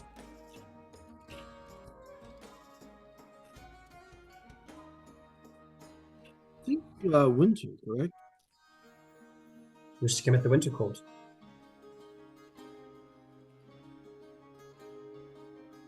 I mean, Yes, we could at I- least, if we don't do like the Snow Queen and the Mountain, like the giants, and then the ogre on the other side Yeah. to back the armies that we send.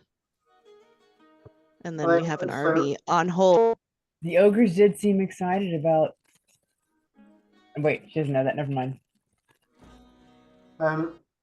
So are we agreed? Fall in fall, summer in summer. Sure. Yeah, I think they'll be the best. They know the air, Yeah. like it's their home. They know They're their gonna. areas, don't So the Fall Court to the Autumn Court and the Summer Court to the Summer map. Is there anybody else being committed anywhere else? You said, I think there was some reference to the Giants there for a moment. Giants to winter, or sorry, not winter, fall, they? Yeah. Okay, you want to commit And the then- Giants to the fall? and then the ogres to summer. Ogres to the summer, yeah.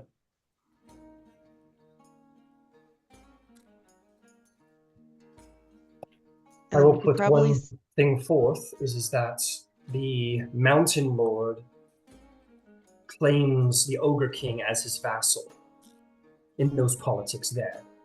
So, just to my point being is that he might be more easily plied or command when under the domination of the Mountain Lord. Just something to keep in mind. And then maybe we do that and put somebody else in the other position. Okay. So I would say then put the whole of the winter court in with fall. And then everybody else over to summer.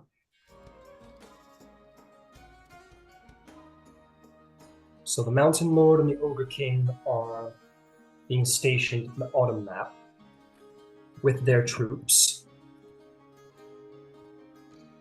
Everyone in the winter court, actually. Yeah. The Because you've entire got the winter court. Eladrin and the fairies within them, so they're Understood.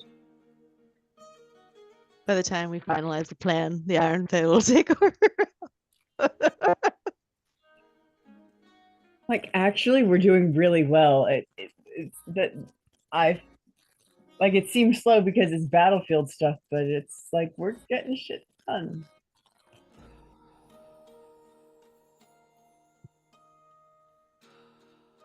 Because I think we could split the Gloom and Sealy Corpse up. Because you've got the Wild Hunt can go one side, you've got the Elves and the Arcane can go the other.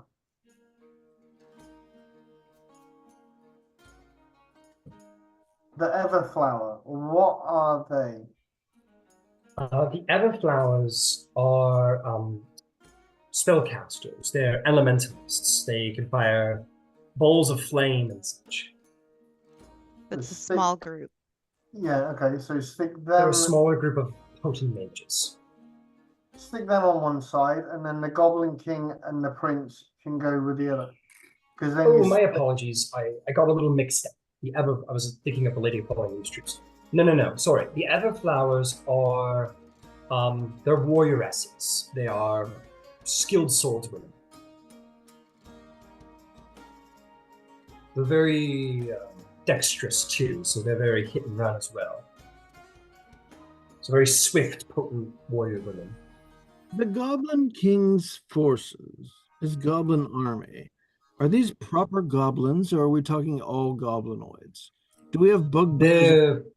Or are they simply those are proper goblins.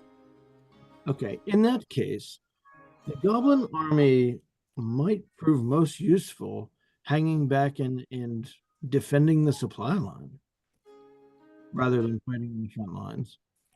Good shot. That's a good idea.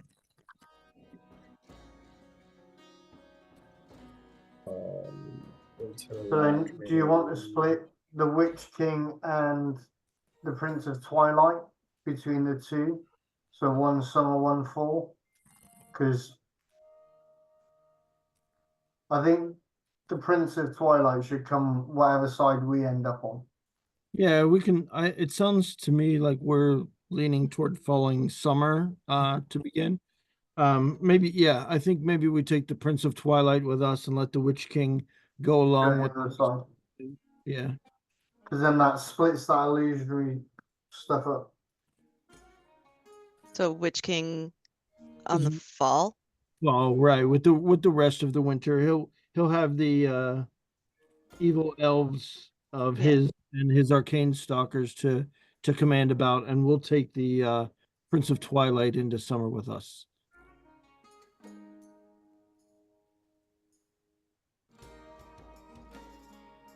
And I assume there's probably 2 supply lines, one for each side. Would the Wild Hunt be good to defend the other one? Yeah. The Wild Hunt's defending supply lines. Huh. Yeah, that seems a little weird too, but I don't know who else to do it. I was thinking maybe the what were they called? Hold on. Yeah, Got who are the- Trance. No, Trance who's good. the one at the bottom? Treants, as a reminder, can pretend to be trees. They can hide amongst the forests very proficiently, and they are quite mighty. The treants might be great to defend this supply lines then. They could walk right into an ambush without realizing they're walking into an ambush, be surprised and mauled by the treants. I think we'd be losing quite a bit on the battlefield with the treants just sat back. What these bullywug knights? Yes. What are they? Never heard of them. They so- are, as I've said before, they haven't been in any much real battles before. They are rather silly, in fact. They are very skilled at regicide, and they do it about once a day. And other than that, they're very good at being sort of courtly knights, but they are very much for show. Yeah, I'm But they thinking want to help. They have a lot of heart. I'm thinking we just put them on hold, and if there's one final hurrah, we just send them in as a distraction. Because if we put them in too early, they're gonna screw something up. It's very true. They can be quite loud. They can draw attention. That much they have the ability to do. I feel like think they that's the should just- course of wisdom. Let's do a trick. Let's just hold them in reserve. They'll Very just be- well. Back pocket, you know. Wild cards. So, Oh, what about- where are these wild about- cards being wild cards? So I'm just wondering with the goblins are the supply line defense, but the treants, I know they're good at, but they could just be along the supply lane. Like could just place them, and then we could split the goblin people up for both sides. So you got treants and goblins on both sides along the supply lane. The treants just kind of stand. It seems Right, like a then pretty they good can idea. just- Okay.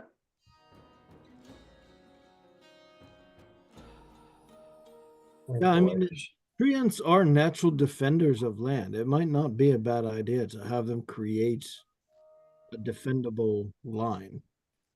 And then they're just there if we need them, just kind of along. Like some will be far away, but some will be up close. And they'll never know until they start moving.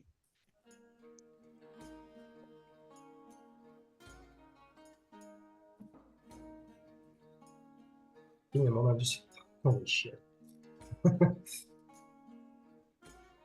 So then do we put the wild hunt on the fall side as well, opposite of us, to back up the Witch King? I think so. Right, sorry, I'm trying to keep up. So we've got the Winter Court and the Autumn Court on attacking the Autumn map. Who else? You said someone was defending the supply lines.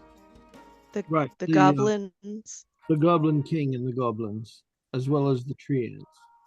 but on both sides, we're kind of going to split them evenly. I see. If that makes sense.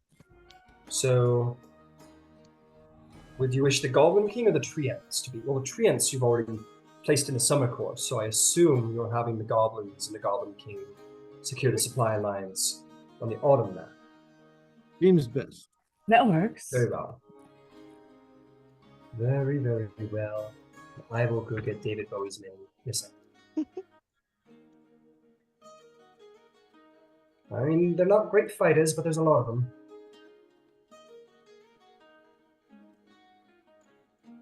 Where are you, David Bowie, you silly bastard? There he is, in all of his glory.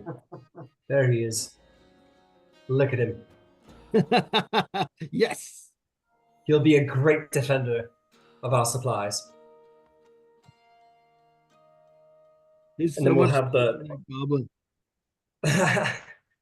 Are the bullywugs in reserve for the autumn map or the summer map? But you said they're wet folk, aren't they? What side is the wettest? The wettest, that would be the autumn. Send them that way. Makes sense. All right. So, what else, man? So I'll just go down what's left of our reserves, and you can tell me where they are going. So, what about the Witch King, with his army of evil elves and undead, and his Winter. arcane stalkers? Or autumn. Autumn. Fall He is is what we here in- said. Yeah. He's here in fall. Very well.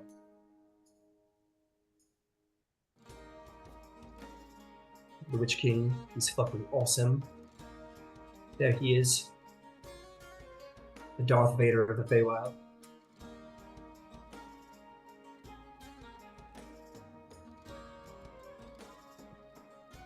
See how evil and elf-like he found. Perfect.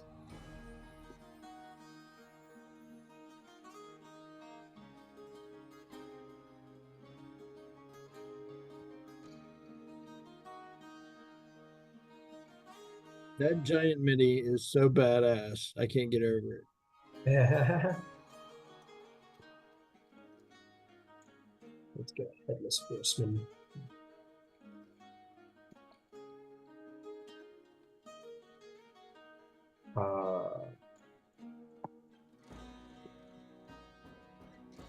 I think I even think about giants. I really like giants in Game of Thrones too. Okay, people. I'm sorry. I'm going to be a pie pooper. I need to go because I've got a busy-ish day. I want to try and get a little bit of sleep. So, Yeah, no problem. No worries. See Alright. some of you tomorrow. See some of you next week. Yep. All right. Take care. We'll see you Yeah. soon. We'll just put the troops and tell me who, and you can tell me who's scouting, and we can call it there. So the headless horseman over there. Let me just do arcane stalkers. I have a perfect mini of the arcane stalkers. They're going to be, I believe we agreed they're going to be scouting on the autumn side.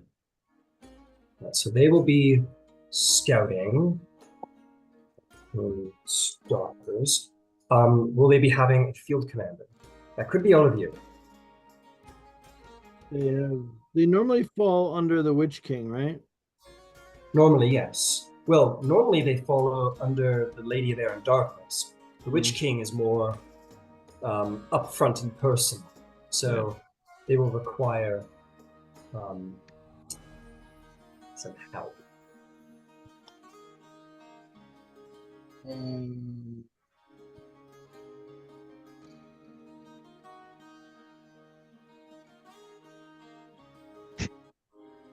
That would be a bad Or idea. Riverwood and Orchid. I being was just gonna committed- say Riverwood, but that would be weird.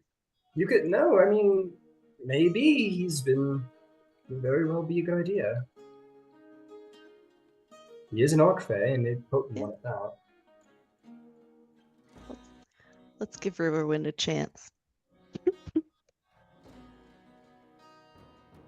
like a teenager. How wrong could it be? How wrong?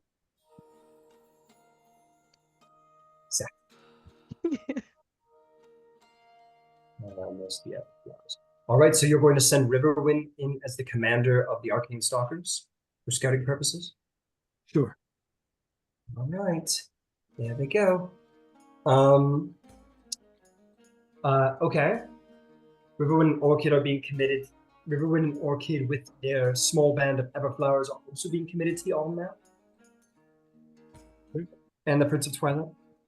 I think the Prince of Very Twilight was well. going to be with us in summer, is what we said. Okay, my apologies. And the army of rangers. Autumn's Ranger Army, yes. Yeah. They can come with us in the summer to scout over there. They will come to summer. And so, just to be clear, this is everyone that's in autumn and everyone else is being committed to summer. So, I have a Skeleton King with his Skeleton Warrior Spider Rider army. Yep. With his Headless Horseman. I have Voya the Duchess of Seasons with her Autumn Eladrin army. I have Sandaria, Lady of Ostrozalan, and her Autumn Eladrin army. I have the Lady of Falling Leaves and her Harvest Maidens. We will have the Mountain Lord with his giant army, and the Ogre King with his ogre army. Yep. We are going to have the many Orc Fae family of the Winter Court, which is the Snow Queen, the Ice Princesses, and the Frost Lord commanding a Winter Eladrin army. Yep. We'll have the Witch King commanding evil elves and skeletal warriors. And lastly, Orchid with her Everflowers. But we will also have scouting Riverwind with the Arcane Stalkers.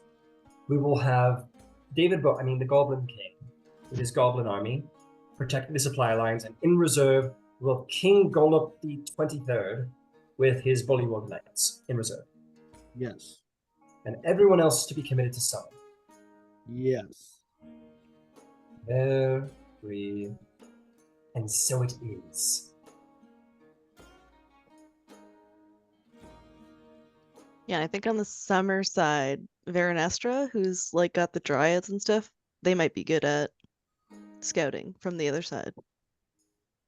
Because Well, they can just be like one with the trees and shit. I think we also took Calanon Thray, right? Ranger Lord of... Yes, of the Autumn Court. Yeah.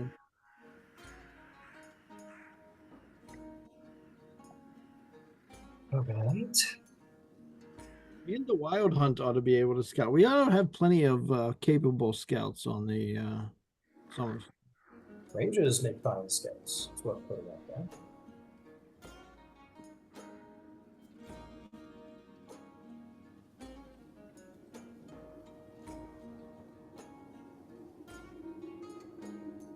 Okay, and this is Halanon Thway, Ranger Lord.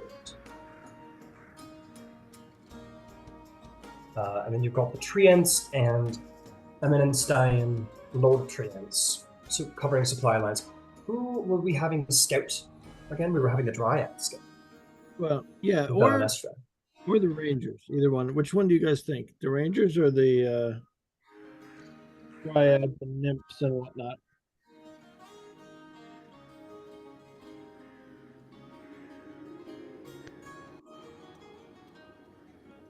I mean, either works. It doesn't really matter, I guess. Right. I mean, they're both pretty stealthy trees, yeah. Let's do yeah, I guess let's do the Beranestra and the Dryads and Nymphs and Sylphs. Right. So they will go scouting.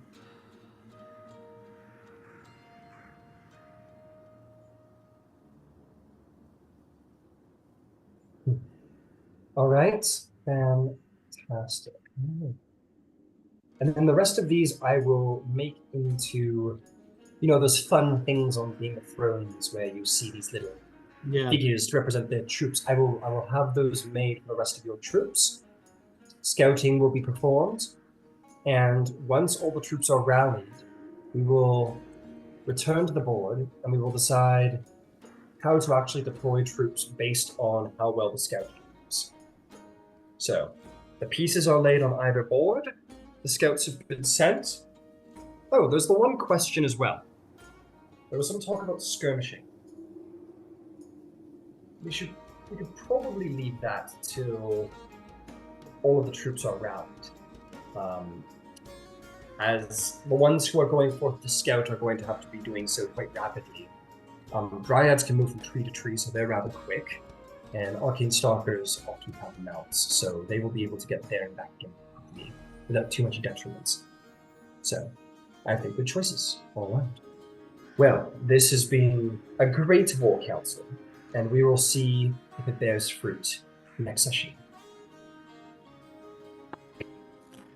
All right. Huzzah! Well, I hope that wasn't too mind-numbing.